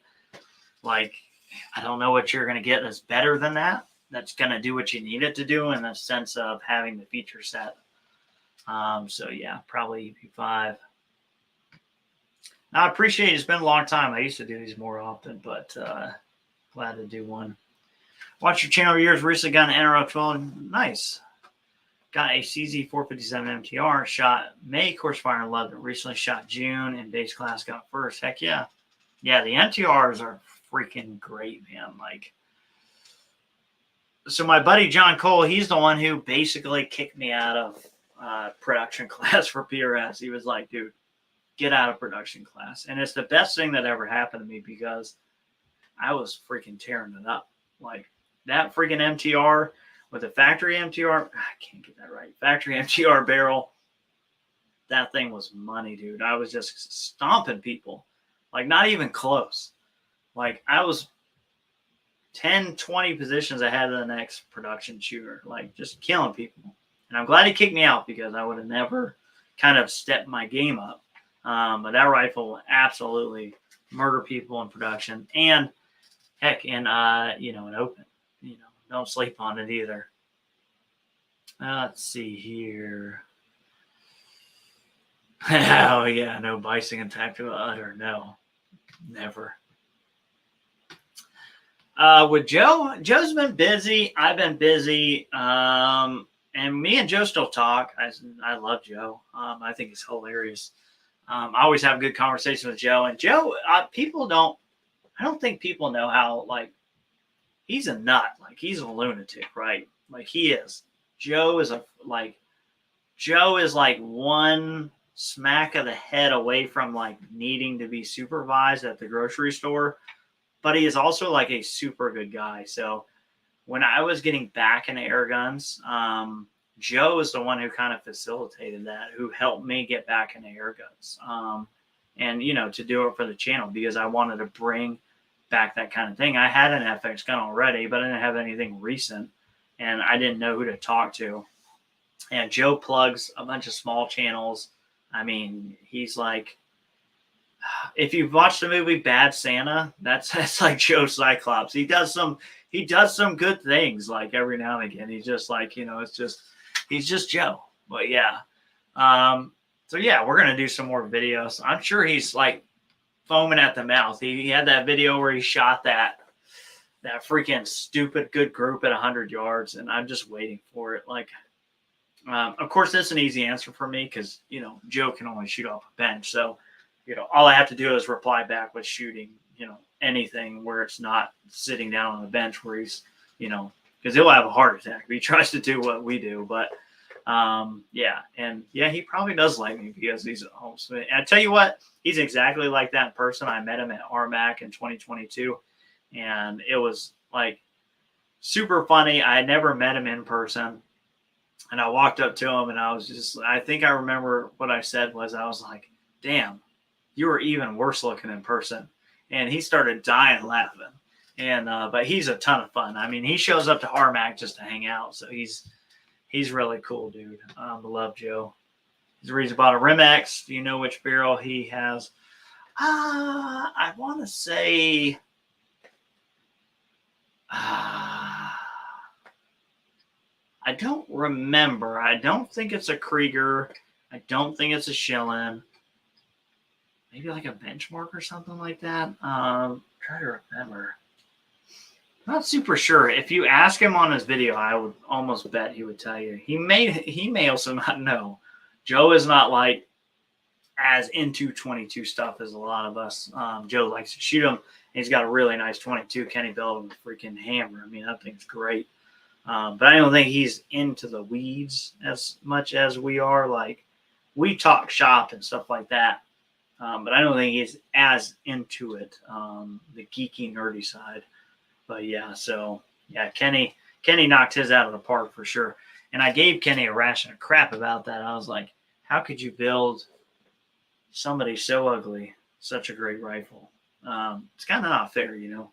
I'm supposed to be the pretty guy on 22 channels, and Joe should get the crappy rifles, and I should get the nice rifles, and that's just fair. Because he's funnier and funnier looking, and it works for him. It may be a Schillen. Yeah, Tree Feller would probably know. Tree Feller, do you have any Kenny builds? Are yours Kenny's? I can't remember if, I think so, right? If I'm not mistaken, or maybe it's a factory voodoo. I can't remember. I still know a ton of people with Kenny's rifles. And obviously, he's still smithing a ton of them. I like Kenny's rifles. I like Jonathan's rifles. They both test every one that goes out, which is something I really, really, really like that they do. Both those guys do it. Obviously, I'm shooting some monocam rifles now, and those have been freaking hammers. He's a local guy. So it's a really easy fit. And I was talking to somebody about this today, actually, and they were asking me, like, I don't think people understood, like, or understand what I'm trying to do sometimes. So people see me bounce, like I had a Rimex built by Kenny, and then I had another Rimex, and then I got a Rimex built by Jonathan. It's not because I didn't like the Rimex Kenny built me. It's because I can't afford to keep like 85 rimfires. So I have to like move some rifles sometimes to get new rifles. And if I only have one gun builder ever make me rifles, then, you know, how valid it really is my opinion. So, you know, all the good smiths in the game that I know of that I'm willing to work with, you know, I have rifles from all of them. Having shot them, owned them, those kind of things are important to me to be able to tell you guys an answer that I really believe is not just BS, you know. Kind of talked a little bit about that before, but yeah, Kenny definitely knows his stuff. Kenny is and Kenny is like, he is super nerding out on 22 for the last couple of years. He's went like crazy. Jonathan, I don't think many people know this about Modicam at Jonathan. Jonathan was building 40X conversions. I didn't know this either. And could have built rifles for Voodoo when that came about. But he's been doing it that long, to put it in perspective. Like, he was doing 40X conversions. And he does a lot of Rimex stuff now. And if you don't know, Fred at Bison Tactical, if you buy like a Rimex with a barrel from him, that barrel is done by Jonathan and Modicam, test fired, and then sent to Fred. So even the pre-fit barrel you're going to buy from Bison Tactical, that's a pre-fit, was spun by Jonathan at Modicam and test fired by him in the test action and then sent to Fred. So pretty cool deal there. What does the Aussie have to say? Mine's on Australian made Swan barrel. All right. Grant Swan did the work and I was doing another one. Nice. Yeah, I figured that'd be a logistical nightmare. Don't bother Kenny anymore. Wait on Kenny. Yeah. Yeah, I'll lay off for a while. Like I said, I mean, you know, everybody knows Kenny's name. Like, you know, Kenny built me some fantastic rifles. I had him on the channel. And so I heard a lot of great things about Jonathan over at Modicam. So I was like, hey, let's roll the dice. So I did. I was like, next thing you know, I got a Bergara, Rimex, I mean, the same thing I went through with Kenny. I had Kenny build me some rifles, and they were very good rifles. I got to show you guys unbiased reviews on them on the channel, so let you see the real deal, the reality of owning custom rifle like that, and then let them make way for other stuff. So it's been great. So some people think I wasn't happy with the Kenny rifle or something, but yeah, that's not the case. He does great work, and I still got very good friends that shoot his rifle. So, which I've been lucky. I'm dealing with two different gunsmiths, and they're both freaking stellar gunsmiths. And John's super nice guy at Monocam. Really great dude. I'm in the same boat with Kenny. Hopes for yeah, Kenny is super backed up, man. He has so many rifle builds, and he did a really smart thing a while back. So if you noticed on his channel, he started introducing his wife, and then they hired another girl, and they're kind of like the front-facing people of the company for Kenny, because Kenny went full-time, which is good because it frees up Kenny to build rifles and not deal with, answering the phone and doing all these things. And so, yeah, good move on his part there. Would you compare this Chrono with any other one? Oh, you mean the Chrono, the FX? So I was going to do it, but 5 people have already done it. So Chris Simmons tested it and put it on Instagram and stuff like that. They are within a feet per second of magneto speed. And I can tell you that chronograph was being tested.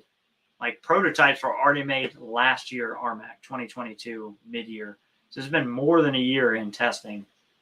And when they were testing these, they were comparing them to all the reputable chronos. So they are as good as picking up muzzle velocity as anything on the market. I mean, they are 100%. These guys didn't rush this to market. It's been kind of already done by several people. And honestly, I don't have another chronograph that I trust outside of this one. I have buddies' chronos that I've compared it to, which are good and it lines up. But I got a crappy Caldwell one, and I guarantee you it's gonna outperform the Caldwell, because the Caldwell just don't compare either to the other options, lab radar, magneto speed. Let's see. Were dirt bikes ever recovered?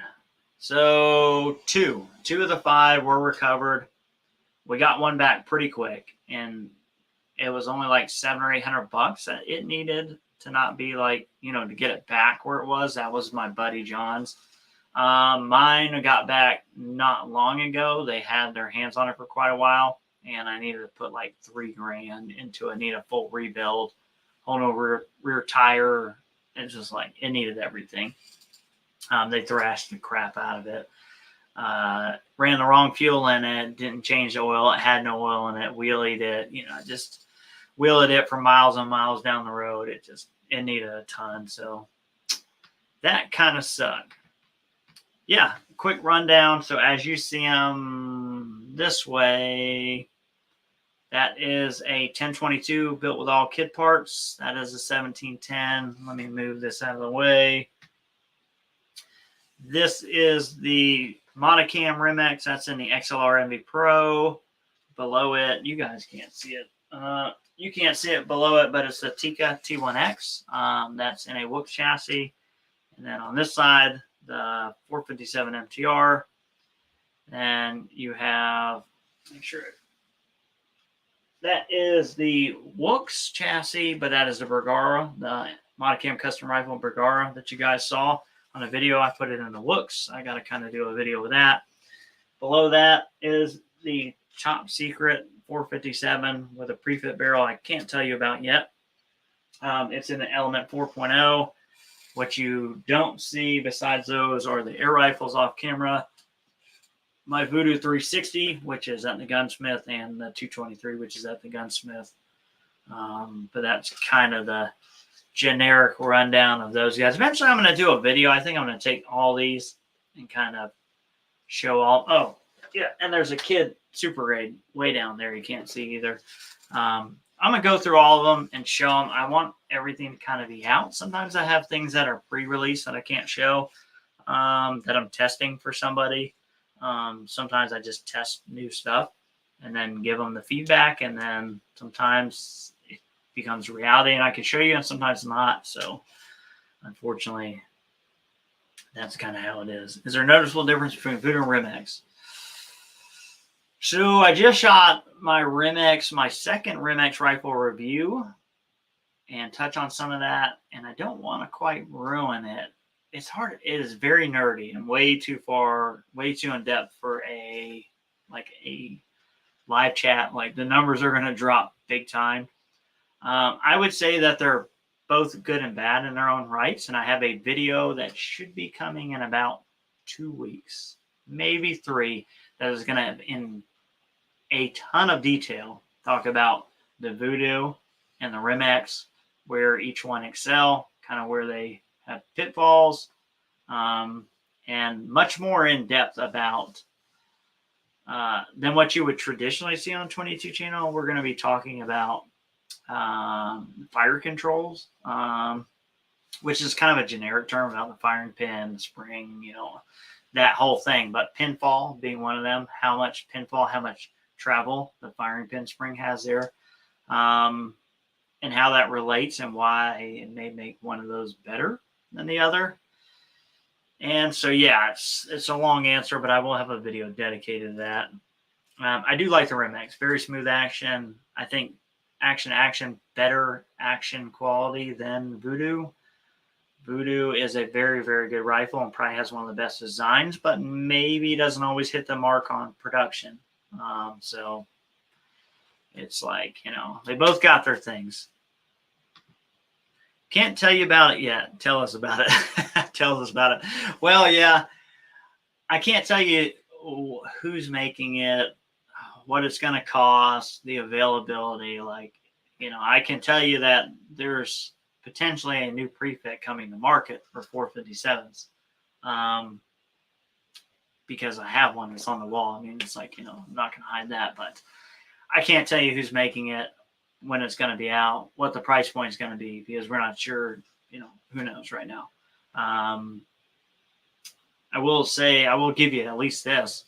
It is at least Lilja quality, in my opinion, aimed at higher than Lilja quality.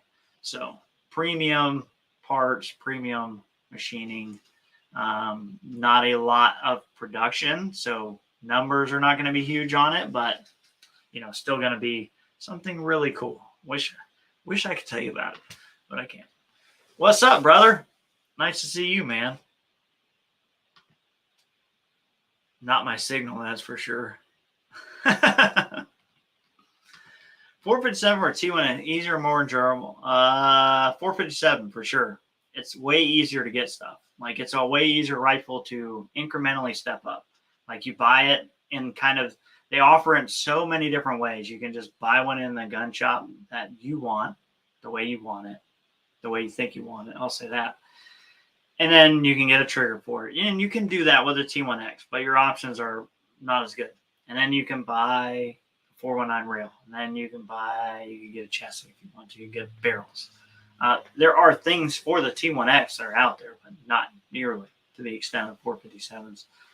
So 457 will get my vote. Awesome. Great. Another question. Is any merit authentic to the threaded barrel causing inaccuracy? Threaded barrel of a Rimex causing inaccuracy? I guess give me a little more context. I'm not sure what you... Oh, threaded barrels. You're talking about on the crown end. So I think the deal there, if you're talking about the crown end, is the barrel's already finished, right? It's been finished. Now you're going to go and do machine work on the crown side, which is arguably the most important part of the barrel besides the chamber. And that can cause problems. It's more of a gunsmith thing. I would like to ask Jonathan and Kenny what they thought before I was... I think, from the little I know and what I've heard and talking to gunsmiths like those guys, it's not necessarily going to hurt accuracy, but it has the potential to. You are doing something to a barrel after it's been finished out, so there's always that potential of changing something for the worse. Hopefully that's what you were talking about.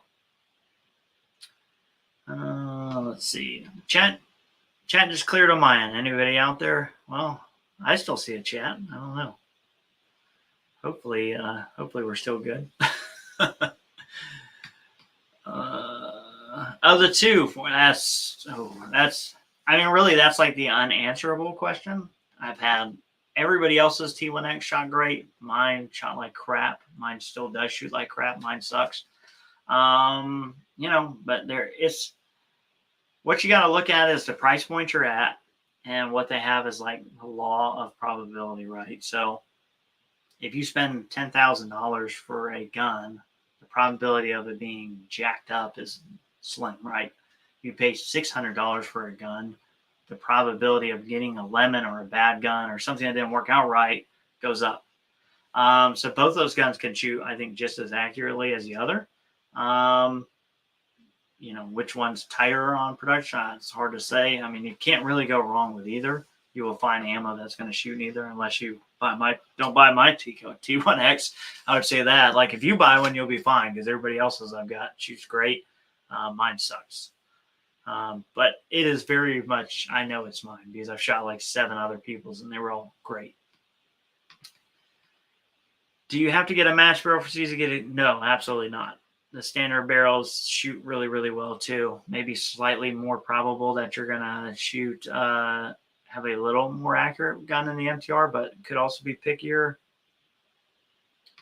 Rednecks in the pool. A little more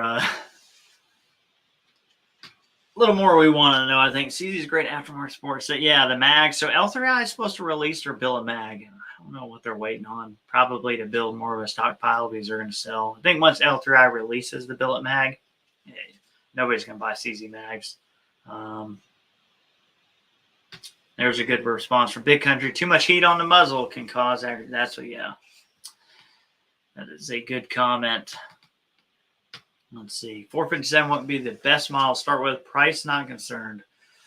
It really depends on what you want. Like, you want something that looks like that, then the MTR. Like, if you want a Manor stock, the VPT is also good. You're getting basically the same barrel when you go to the high-end VPT. You're just going to get a Manors with it instead of a nice wood stock like that. The Manors is super adjustable. They're nice. It really just depends, like, what you want out of it, what you want to look like. The great thing about the 457 is the actions are all the same. So if you're going to build a gun, just start as cheap as you can. If you're wanting to keep something looking a certain way, then just buy that certain gun that looks a certain way to begin with. If you spent $10K on a gun, I worry more about the wife than the gun performance.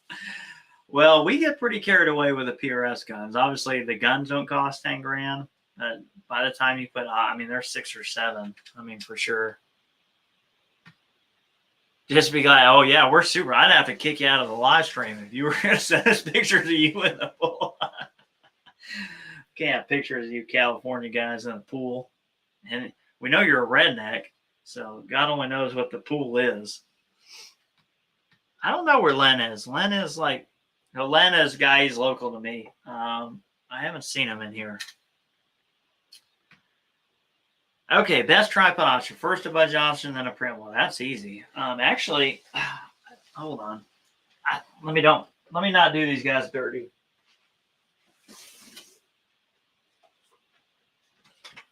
So I have been messing with these guys for quite a bit. You guys haven't really seen them, and I kind of probably need to do a review, but these little Sunway photo tripods, like this is the thin one. This would be like a hunting one. These things are freaking good for the money. Like good for the money. I've been using these. They have really good ball heads. You guys don't see it in the big one because it's always holding up the camera that I'm shooting with. But I use a big one. So for budget, Sunway photo tripods, get them like on Amazon. They're freaking good. I like them a little more than the Leo photos. Like they're the same price point, but I like the ball heads more on the Sunway photos. Premium, obviously, if you want the best, you're probably going to end up with a really right stuff. That's like you're doing ruck style matches and you just want the best of the best. Outside of that, the Fat Boy, I can never remember it. The green, it's like green anodizing. Bullet Central carries them. I have a bigger one on that. That's like got my tripod caddy. That thing's freaking awesome. It's kind of also up there in price point, but would be in between like the Sunway Photo and the Really Right stuff. Like the Really Right stuff's like premium stuff. And so hopefully that helps. And he said, I missed one. I haven't got my Rimex yet, but I'm on extra mags. Nice. Yeah, the Rimex mags are freaking nice. So the ball heads, same. I mean, I think it's Fat Boy tripods. Their ball heads are really good. The Sunway Photos are really good. Those are both like really good tripods and ball heads for the money, and then just pick which one you want. The Athlons are not bad either. The Athlon tripods are good. The ball heads are, I think, not bad, but outperformed by the Sunway Photo. I think the Sunway Photo ball heads are better feeling and working. Yeah, match ammo, kilo shooting for the Elite, and then just keep an eye on bluecollarreloading.com. They carry SK. Good Shooting Inc. carries SK and Lapua. And there's a few more. You just got to be really quick on it. But yeah, if you're shooting Ely, that's kind of easy. Kilo Shooting Sports. Yeah, the MTR, you really can't beat the MTR. I mean, just for a rifle to enjoy and shoot, build, grow with, it's the best bang for the buck by far. Like, there's nothing else. Like, nothing that I would say would beat out the MTR on performance to dollar. Yeah, see, that's never been a concern for me because I don't put anything on them. I'm not going to suppress it. I'm not going to do anything. Redneck, are you talking about the tripods? If so, they're cheap, man. Like, these are, they're like Leah Photo prices, man. Like, this one's a couple $100. Like, and this one would hold a gun. I like this for a hunting tripod because it's really small. I mean, it's freaking pretty small. And it's thin. It's good. All the controls work really well on this thing. Like, and I've been abusing this. I mean, like, it's slick. Like, it's good stuff. And yeah, I mean, you don't got to spend a ton of money. The prices go up, from obviously leg size and features and ball head, it goes up, but it's all well below, what you would consider the premium stuff, but they're really good. Have you seen issue feeding last round out of the stock 10-round plastic man? Not really. I think the biggest thing I see with some of the 10-rounders is not ejecting the last round. It kind of drops on the mag and it does that because there's no pressure from the bullets beneath it to keep it in the bolt face and then fling it out. But, thank you, Big Country. Yeah, it's Fat Boy. They're good. I got one over there. It's too big for me to bring out. How often do you shoot with a rear bag? Only when just on the bench, really. Positionally, never.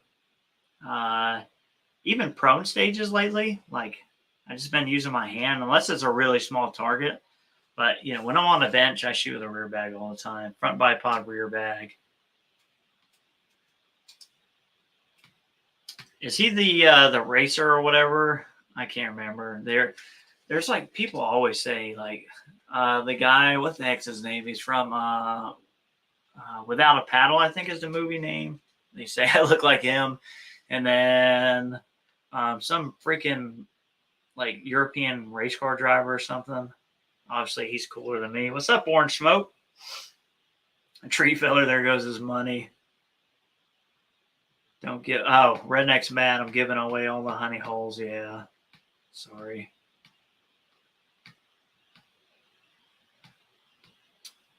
Norm Attack.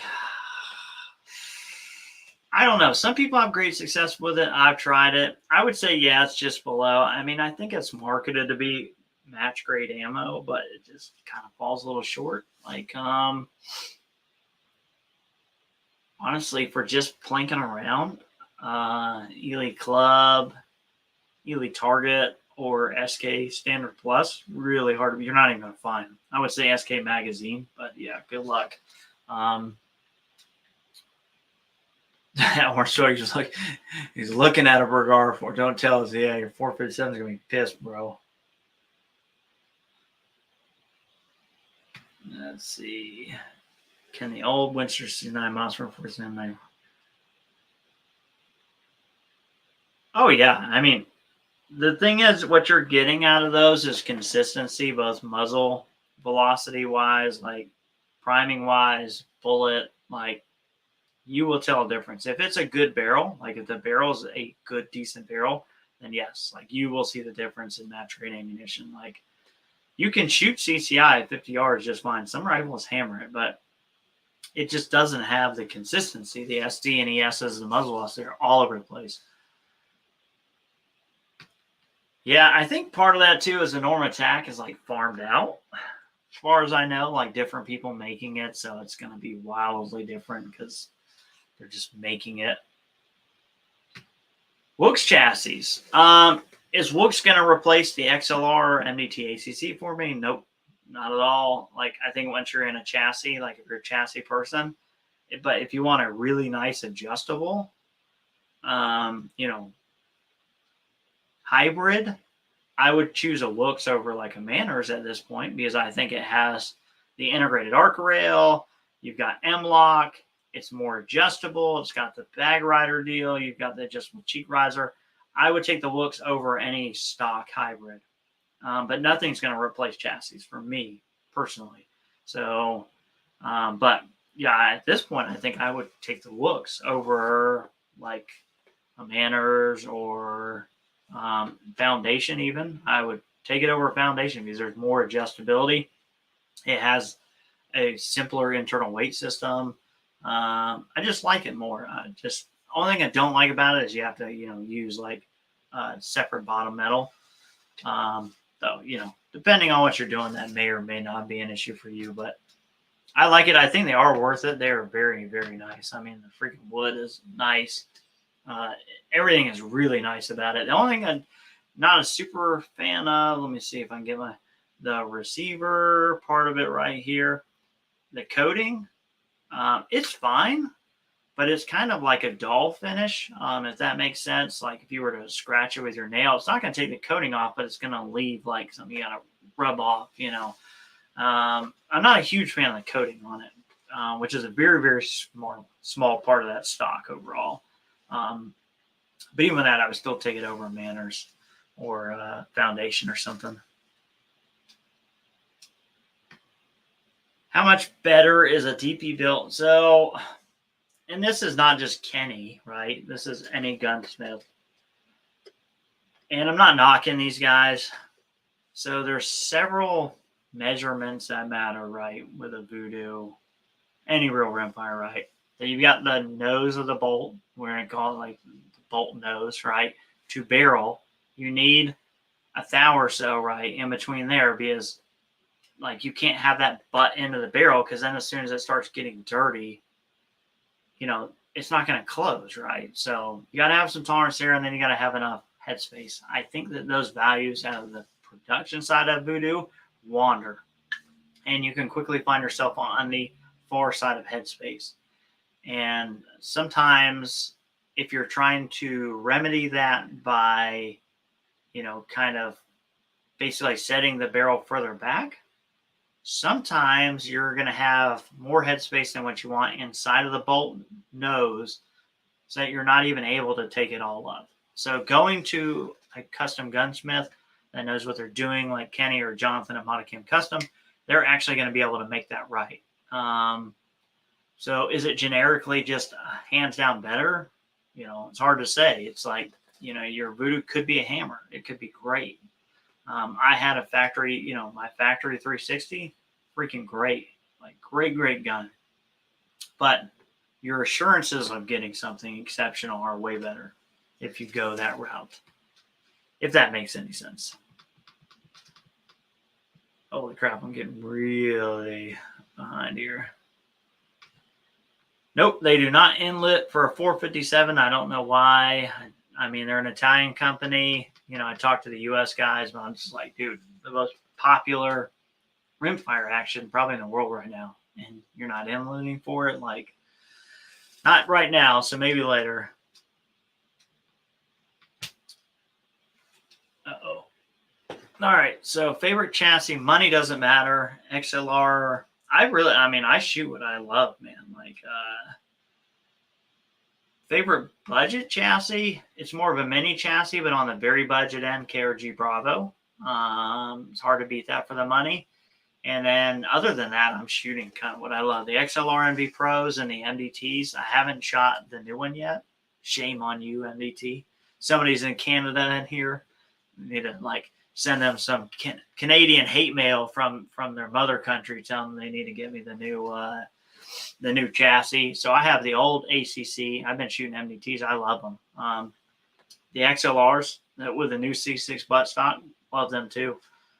Both of them are really great. And really that kind of is like a money is no object thing, because I don't think I would trade them in for anything. I have no experience with Gecko. I've shot some, but it was a long time ago, and then like kind of like that seemed like it was not that great. I think it's time to do a vid on your grip, trigger pull, and related. Yeah, I will. I put off doing it because my grip is different, right? So maybe I'll use this mag so we don't get in trouble. Not going to go too far. Most people would have their grip, you know, kind of like this, and then their thumb would be on a thumb rest, and then their trigger finger, I'm trying to get this, be like this, and kind of like, you know, that. My grip is different. So on my grip side, if that was the front of the grip, I put my hand flat to it, and then I curl in my fingertips, and then I bring my trigger fingertip onto the trigger. But I have my triggers set up for that, and I shoot it that way because I make way more consistently good trigger pulls like that. It may not work for you, but I'm going to do a video on it. I've just been hesitant because I don't want to steer anybody in the wrong direction. That could totally suck for you. I had a chat with Voodoo and Nash. Yeah, me too. And they addressed some QC people issues. I don't think you'll see them further issues out of the factory. That's good. I like Voodoo. I mean, I said I alluded to it earlier. I think they have one of the best actions in the game. So that's good. And the fact that they're acknowledging that they haven't maybe been spot on, like, that's great. Like, cheek riser on the MTR. That is I probably forgot to mention, it's a Victor, like a Victor Titan. It's for their Victor Titan stock, but I adapted it and I just screwed it down. It works perfectly. It comes with spacers, like, so you can stack a couple spacers under it to get what you need. Curtis, appreciate you. I have not shot a Brux barrel. I know some people who have mixed reviews. I don't want to say mixed reviews. I don't know. It's hard to say. I know they have a good reputation from what I've heard. I do want to try some Brux barrels. I just haven't got a chance to yet. So hopefully one day I'll be able to. For right now, I do not. Shaggy, my Voodoo is imaginary, as is my Bergara. That's funny. Yeah, I got the. I wish I could. They're definitely going to show. Yeah, I can't. They're going to shut me down, bro. I would love to show you. I'm going to do it in a video, but I would love to show you right now what he's talking about with the Aussie chassis. I like it. I like anything new. Anything new into the market that's going to spark more innovation, more people to compete. It's always good for us. So the more players in the game, the better off we are, you know. So that's great. And I'm happy to review it and look at it. I'm actually going to send that out to a couple other YouTubers once I'm done playing with it. On the VPC, that has pillars. I mean, 30, 35 inch-pounds. It's pillared, so it shouldn't be as sensitive as some of the other wood stocks. I think it has plastic pillars in the VPC. So, yeah, I mean, it's not going to be as picky, but 30 inch-pounds, somewhere around there. I never looked through a Gen 2 Razor. Honestly, I've looked through the Gen 3, which is a totally different level of glass and price point. Out of the scopes that I've looked through, the Track seems to have more glass clarity than what you're paying for. It's very, very competitive in its price point. But I haven't looked specifically through the Vortex Gen 2. Nice. Victor Co. was one of the very first. That's pretty cool. Nice. Yeah, I heard Kenny was offering the Brooks barrel, so he's building so many guns. It is nice seeing you, buddy. Nice seeing you pop on here. So 22 Lima Romeo, I'm gonna out him so the fan club can get him. That's Jeremy Walker. I actually met him and his family at Nationals. Like, I don't say it a lot about YouTubers, but some people are not how they appear on camera. Like, some people are not genuine. Luckily, the guys that I kick it with, those guys are all super genuine. And I was super happy after watching 22 Lima Romeo's channel. He does like the Course of Fire stuff, probably with editing at an entirely different level than anybody else is doing. Just kicking it up a notch, which I'm definitely cool with that, because it's kind of what I felt like I try to do on my channel with what we do. But he is super nice, guys. Family, very, very nice people. He's a good shooter. Like, overall, was super happy to have met him.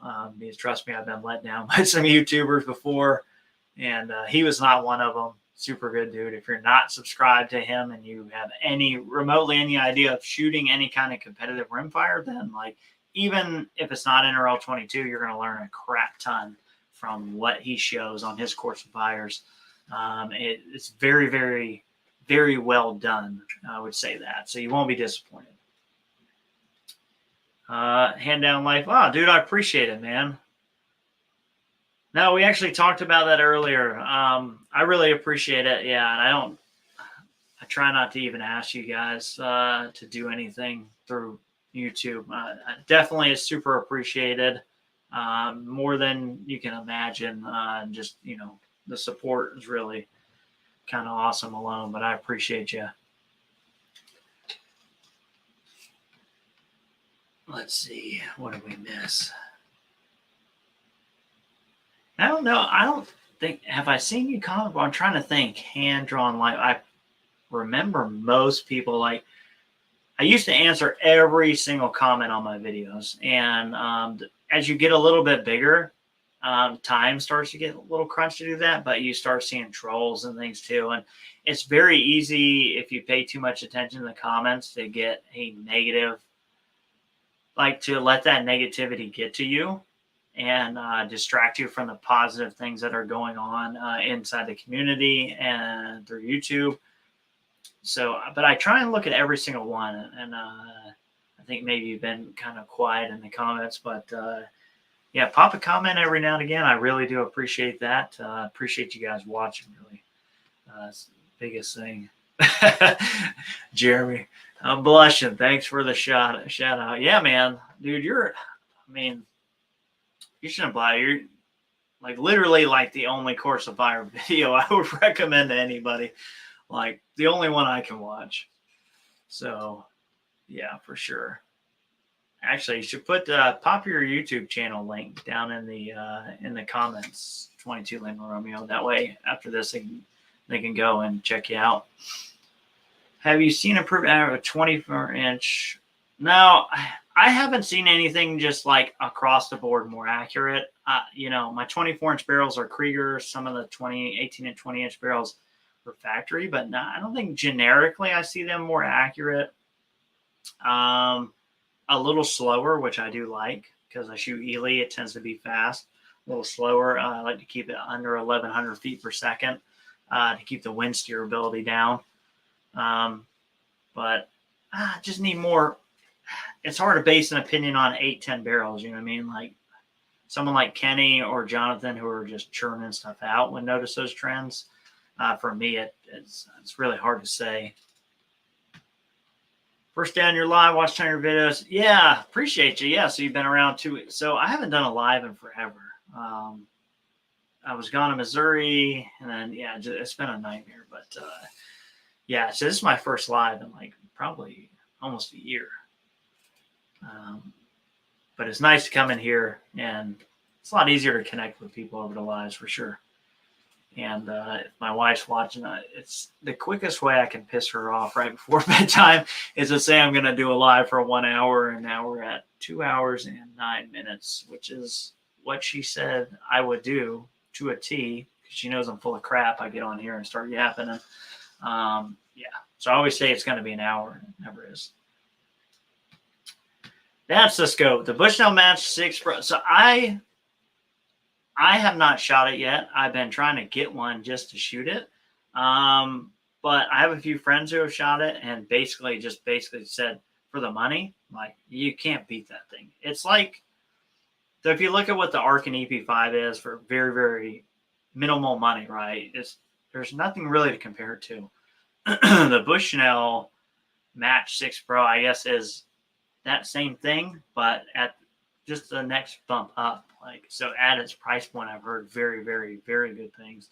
And for what it costs, like definitely worth trying. If you're trying to stay sub 1,000, I think I'm thinking of the right scope. Then yeah, I've heard very good things. There we go. Let me see. Can I pin that or something? Nope, can't pin it. But yeah, go check out that when you get time. And if you're not subscribed and you're a competitive shooter, probably should be. Nice. I appreciate it, brother. Thank you, Jesse. Thank you, Vince. I appreciate it.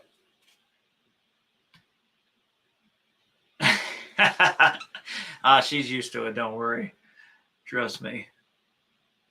She wouldn't kill me or anything because it'd be letting me off the hook too easy. Have you shot with Matt? No, I haven't shot, man. Yeah, so Matt is, and I talked to Matt. I actually talked to him a couple of days ago. Matt's a very intelligent guy, very, very savvy, but very much focused on the competitive side. Like I told Matt a long time ago, just YouTuber to YouTuber, I was like, dude, expand your horizons, like get outside of just the match stuff. And because he's a really good storyteller, like I'm breaking up. He's like so good, like I will watch his match footage and I don't get bored because he tells such a good story and he's good with it on camera. I was trying to encourage him to do more. And he was really just content with just doing just the match. Like that's what he wants to do. And which is great, you know, and obviously don't do anything you don't want to do, but I haven't shot with him yet. Based on all the matches he's been when he's going to kick the crap out of me whenever that happens. So we'll see. I'm definitely going to make that happen though.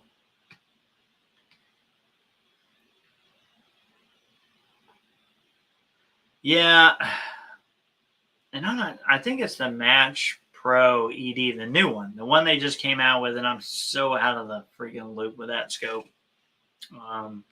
It's been so long since I've even looked or talked about it. Will it change the accuracy on a CZ4% MTR if you put a heavier? So it's hard to say. Like I would say 90% of the time when people put heavier firing pin springs are, what you're doing is putting a Band-Aid on the real issue. Usually the problem is headspace and not firing pin energy. So going heavier when you don't need to can cause just extra vibration in the chamber area, which could or could not hurt it. That's getting really, really in the weeds. But I would say it's probably unnecessary. Like it's a mod people do that, like they're either looking to fix something or improve something, and usually it's not the answer. It's usually not a cause and effect kind of thing. Most of the time when people get light strikes, they go to a heavier firing pin spring. Even Voodoo will send you one. And 90% of the time, it's not because you don't have enough firing pin energy. It's because your headspace is a little on the bigger end. And then you're going to go to something like Ely, which is a thinner rim thickness, and you're going to get light strikes. And, the Band-Aid is the firing pin spring, but it's not truly the right thing to do to correct it. I do not like the Venom. And let me clarify. I have no issue with Vortex. I think Vortex did a very smart marketing thing, and they built a crap ton of brand loyalty.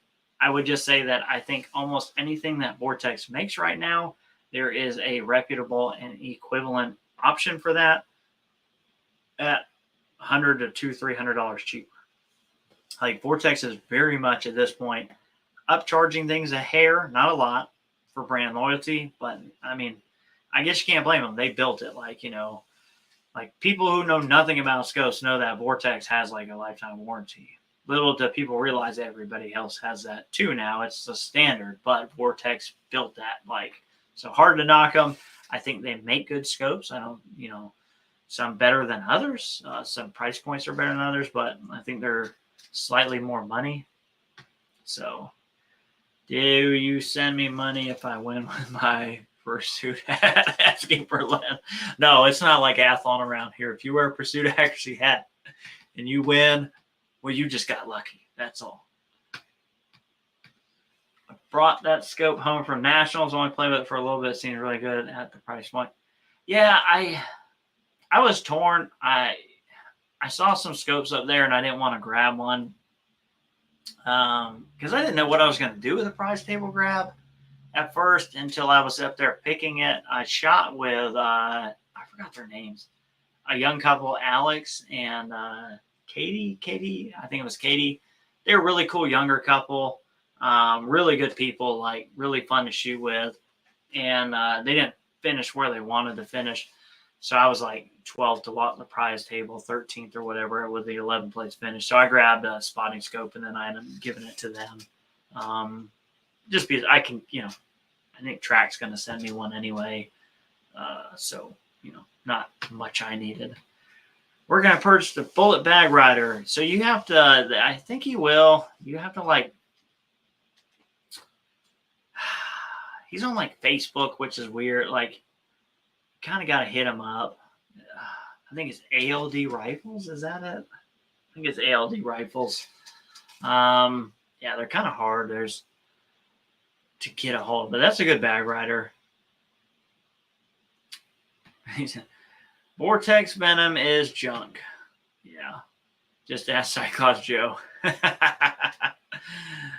Yeah. So, yeah, I don't have any experience with the Venom. Doesn't surprise me, I guess. What do you think about Ride On? I do not like the OEMs of Ride On. Like the guys who OEM scopes for Ride On, they're just not my cup of tea. I don't like the 2-rev 0 stops. They're not a bad scope. They're just features things I don't like about them. I don't like the parallax. I don't like that. Like, I just want numbers and yards. Even if it doesn't line up, I'll figure that out. But I hate the little, like, the gradually getting bigger, like, triangle that they use on those for parallax. It's just not my favorite OEM, and I can't remember the name of the OEM who makes them, but basically any of the scopes that fall on that, it's just not my favorite. But they're not bad. I mean, I just think, you know, for me personally, I would go a different route. Plan on getting a new track, but found it too good to pass the on Razor Gen 3. I don't blame you there. The Gen 3's glass is freaking stupid good, man. Like, it is good. I don't know how well it fits in the price point because that's not really my price point optics.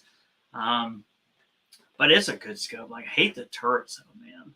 Like, you got one now. I got to know what you think. You bought one if you got a good deal. The turrets suck to me on the Razors. Like, they just suck. I just can't get behind the turrets. Glass was good. Turrets sucked. You're really surprised how much rim thickness changes even to lesser stone quality. Man, channel I have a small power, really good spec rounds, small ends where it helps. Yeah, no, it does. Yeah, I mean, there's tolerance. You know, a lot of these guys are getting their prime brass from, like, you know, one place, two places, whatever. Element. So Element's got some things coming out. I like Element optics. Element kind of gets branded in with like airgun stuff. I think they're really trying to fight against that. The Theos, I looked through it last year at RMAC. I didn't get to spend a ton of time with it. I've been trying to get one to play with on the channel because it's kind of a top tier price point, you know. But I can tell you, like the Nexus, what I got there. Yeah, they make some good. They're coming out with some, I would say, they're coming out with some things that are Theos inspired. So you're going to see their current lineup change. I think they make good optics and they stand behind their stuff like everybody else does these days. And I think, Matt, I know Matt on a personal level, so I'm a little biased, but those guys, I like them a lot. And I know what they put into it and where their head is and mindset is. And they're not a money grabbing bunch of guys. And they're good people. So for PRS, I think you're going to see more viable stuff from Element in the future. For now, like the Theos is like the PRS scope. I think when you go down below that, don't really make a great PRS option that would compare to what's on the market, but I think they're correcting that. So they're good scopes. So, I mean, I've not been disappointed with the scopes for the money. Love turret sever. How hard it is to unlock. Yeah. See, the slot wasn't there for me on the turrets. What I didn't like about it is there just feels like mushy, and overly stiff. Why do the turrets need to be that stiff? I could see if we were if we had people like MMA fighters trying to choke us out while we're shooting and you want everything to stay put, then it'd be okay. But I just think they're a little stiffer than what they need to be. And just, I don't know. But that's another thing I've heard too is they're kind of all over the place.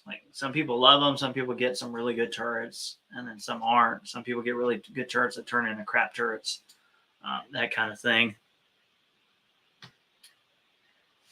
So yeah, I don't use a bubble level. Actually, you can't see it, but on the wall over here on my door, I took a level and I made a reticle. I take my table here, I level the chassis on the table. I shine a light back through the objective onto the wall and use that to line up my reticle and make sure it's perfectly level. And I bounce that against, if I put a sendit level on the gun or something like that for reference, I level the gun on the table via that sendit level. And then I shine the light through and then I level it. That way I know when my sendit level is green, my reticle is plumb and true. So I guess the short answer would be a plumb bob technically, but I used a level, just not a bubble level on my scope.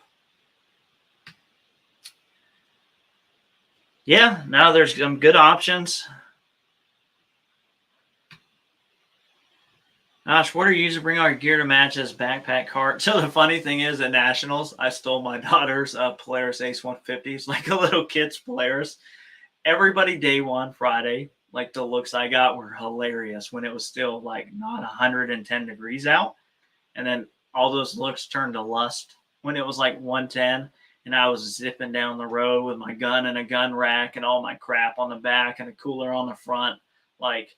Best thing I ever did. Typically, I just carry my stuff. I don't use a cart. Sometimes I do when it's more than me.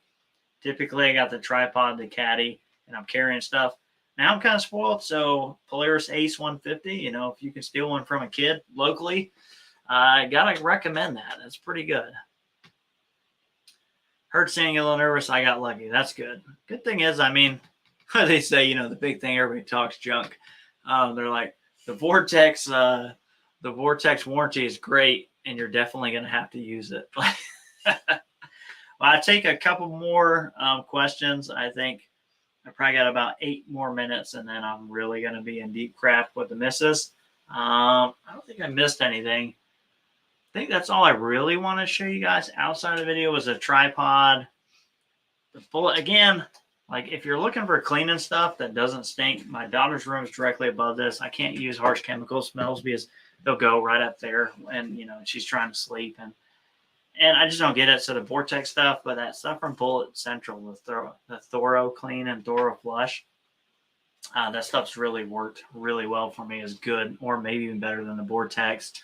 I'll plug these guys again. Like I said, they didn't sponsor any of this stuff or any of this stuff I bought. The Hazen Shield, this little thing, pretty cool. I said the magnets are supposed to be getting better on this to make it a little more reliable. And this one's a little better because the lid fits a little tighter than the other one. And if, I think they're going to do away with mag blocks, allowing mag blocks at mainstream PRS NRL matches. So that Hazen Shield, this is a magnetic ECI. They sell in different colors. This one's for, I didn't mention this earlier, this one only works in a Rim X or Bergara, but he sells them for a Voodoo. Different actions, but that thing, it's a couple bucks. It's really not expensive. Both those are pretty good deals. Good stuff. Let's see. Wanting a new chance for our people and really digging the Wooks Furious Ultra, but also feel like the MPA chassis would save me some money. So I like the Wooks. It really depends what you want. Like, the Wooks are a hybrid, right? So you got like Manners, all these guys are hybrids. And Chris Beck, he's a good guy because he was a foundation guy. He went over to, I think, an MPA, the Pro. And once you go to a chassis, like, there's just a level of adjustability that just doesn't exist in the hybrid stuff, and just like stuff that you can do differently with it. The Wooks is very close. This is my favorite hybrid. I would use it. I owned a foundation, so I'm not talking out of my butt. Owned a foundation. I've had Manners and those. I would take the Wooks over those because the Wooks is more adjustable, more versatile to me than those. But to me, a chassis is still a chassis. It's a little better than a hybrid. But if you're looking for the looks and the function, this guy back here, I mean, it looks good on the wall. Like, it's got that classic look. It's got Italian wood. It's got adjustability. It's got those things. I just would put my chassis just above the Wooks. And then, like I said, the Wooks above kind of the other hybrids for sure. Yeah, Beck's a big old boy, and he was toting his stuff around. It was 110 real feel. And yeah, I was kind of nervous about bringing that thing, but super glad I did because it was a lifesaver.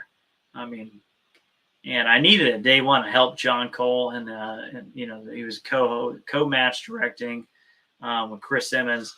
I helped them guys by painting up, keeping those true and targets paint and stuff, because they're both guys I know. I'm going to help out. It's kind of my nature. So I kind of painted. That thing was money for that. Yeah, you're going to have to go. You're going to have to step up to the Furiosa, the new one, the Ultra. I mean, it's good. I will complain about one thing on it, and it'll be in the video. I haven't done the video yet.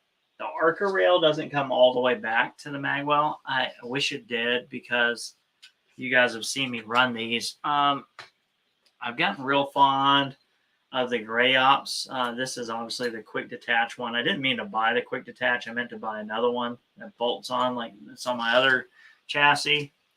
I've become fans of these. Even if you don't need it for mag protection, it provides more surface area contact to your bag and more stability on a prop. And I can't really run it on the Furiosa Ultra because the Arca rail doesn't go all the way back. So it would be like sticking way forward to the mag, which wouldn't make much sense. Yeah. And so JAE, they sold out. MDT bought them up. I haven't tried one. I've seen a couple. They're expensive. JAE is the big dollars. Like, and you either like it or love it.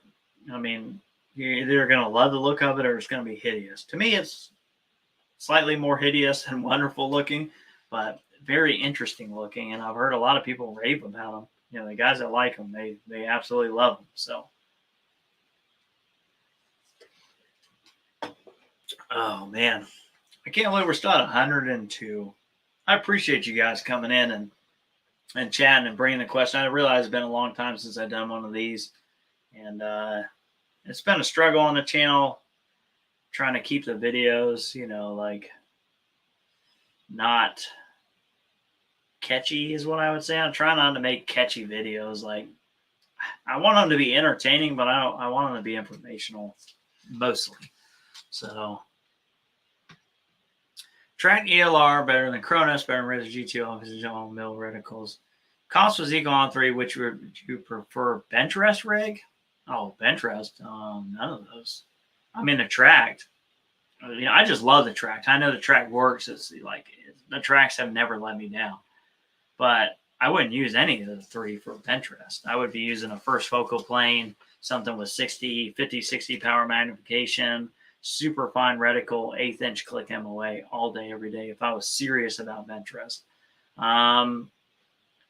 Because mill, you're going to be left of the bowl, right of the bowl, above the bowl, below the bowl, like if you need to make adjustments, that 1/8 inch click adjustments when you're shooting 50 yards, 100 yards bench rest is big, and having a super fine reticle so you know exactly where your hold is at all times at high magnification.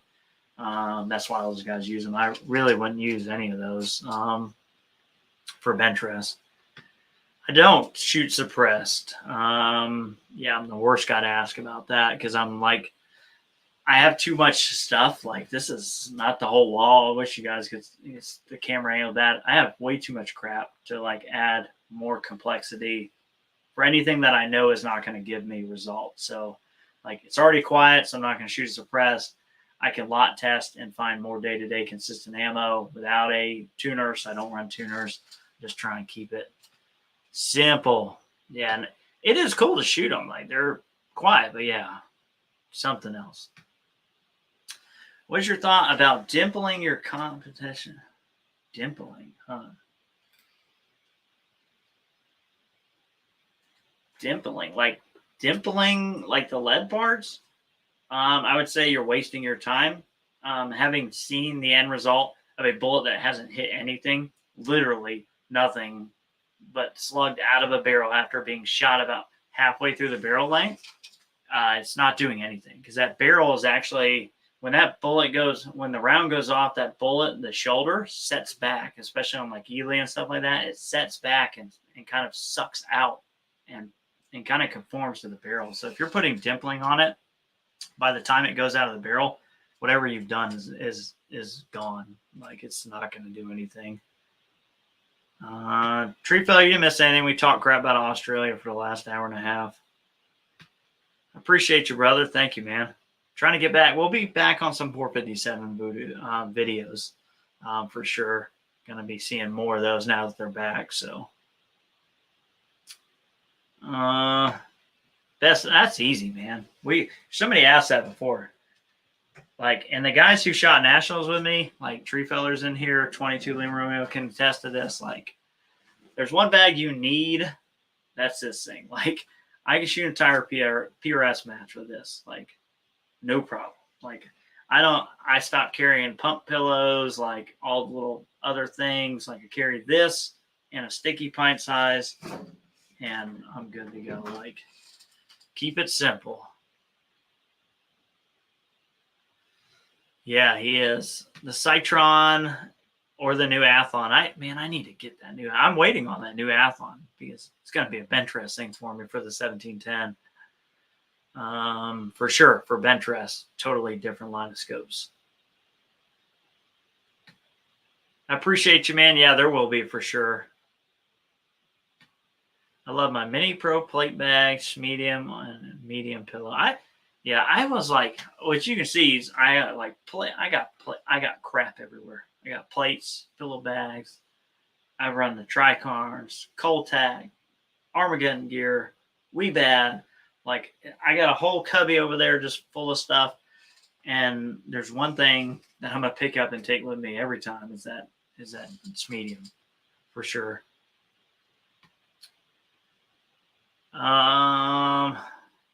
I don't really sell anything on. I was gonna sell some things on the website if you're talking to me, but then I just like, I didn't want to sell any product on there because I'm like, well, then it looks like I'm kind of saying something's good for the benefit of I can sell it and make a profit. Maybe it's dummy. Maybe I should start selling stuff.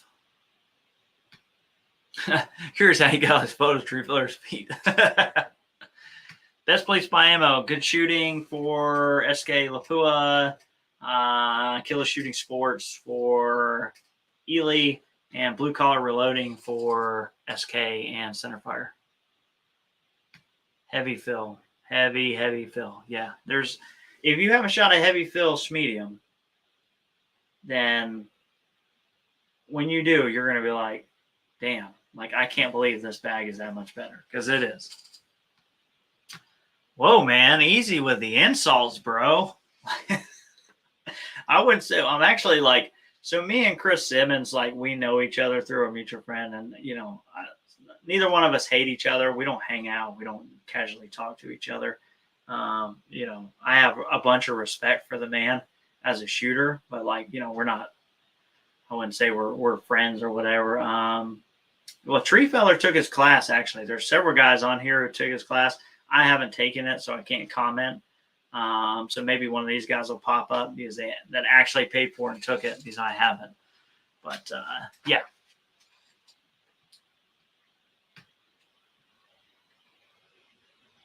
Might get my on the website drop. Haven't shot the Zeiss LRP3. I've looked through it and maybe shot a couple times, but not enough to comment. But it was really nice. I was impressed for the money. I was very impressed with the non-illuminated one for the price, for sure. I bought the tract on your word from Open Gun and not a single regret, Oscar. Yeah, man, the freaking tract and the people are awesome. John and John, two dudes who were like, that's the company. You know what I mean? Like super easy, not a big bunch of stuff direct to you. And they're really cool. I think everybody who met John Allen, who came out to nationals, was they're just good people. Like they answer the phone. Like if you call track, John Allen answers the phone, I think. And if you message them on the website, John LaCorte, the other John of track, he answers that message. So it's pretty cool. Awesome, man. Yeah, that's pretty cool. Yeah, she was cool, man. She did very well too. She did really, really well. Oh, I think she just popped on. Nice. Yeah, you did really well. I didn't get to talk to you guys as much, and I wanted to stay out of your guys' hair too, because I realized I was talking to your husband quite a bit, and I know you guys have other people you want to talk to, and you had people who want to, watch your channel and stuff, but yeah, you guys were awesome, awesome people, and super glad to have met you guys, and super, super happy that you had a good finish out there on the ladies' side. We were killing it for sure. All right. Appreciate you, Rodney. Thank you, sir, so much. Oh, and yeah, no problem at all. You guys were great. I said, drop before we get off, because we're about to end it out. Post that link again, Jeremy. You guys, if you're on here, there's 91 of you. Probably 50% of you are not subscribed to 22 Lima Romeo. If you're here, you're probably interested in PRS competitive shooting. You're going to get like a super cleanly edited, no BS rundown. You're going to be able to pull a lot of technique out of there. I've learned some prop kind of tricks off of him, off of those videos. So I'm going to cut this off here in just another minute. He's going to post that link down there. Guys, make sure you go there and check him out. I think just click on it. He does a course fire videos. So literally, if you click on one, you're going to see the editing and how quick it goes through. Like it's very engaging. So it's not your normal run-of-the-mill course of fire walkthrough. So I think you'll be pleasantly surprised. So go subscribe there for sure. I appreciate everybody showing up to the live. Looks like we are starting to drop a few numbers now. I will be sure to do one. Not going to do a bunch of them because it gets in the way of long-form content, which is what I know you guys want. I will try and keep everything that you guys said in mind for upcoming videos. And I appreciate all you guys watching. And we'll catch you on the next one.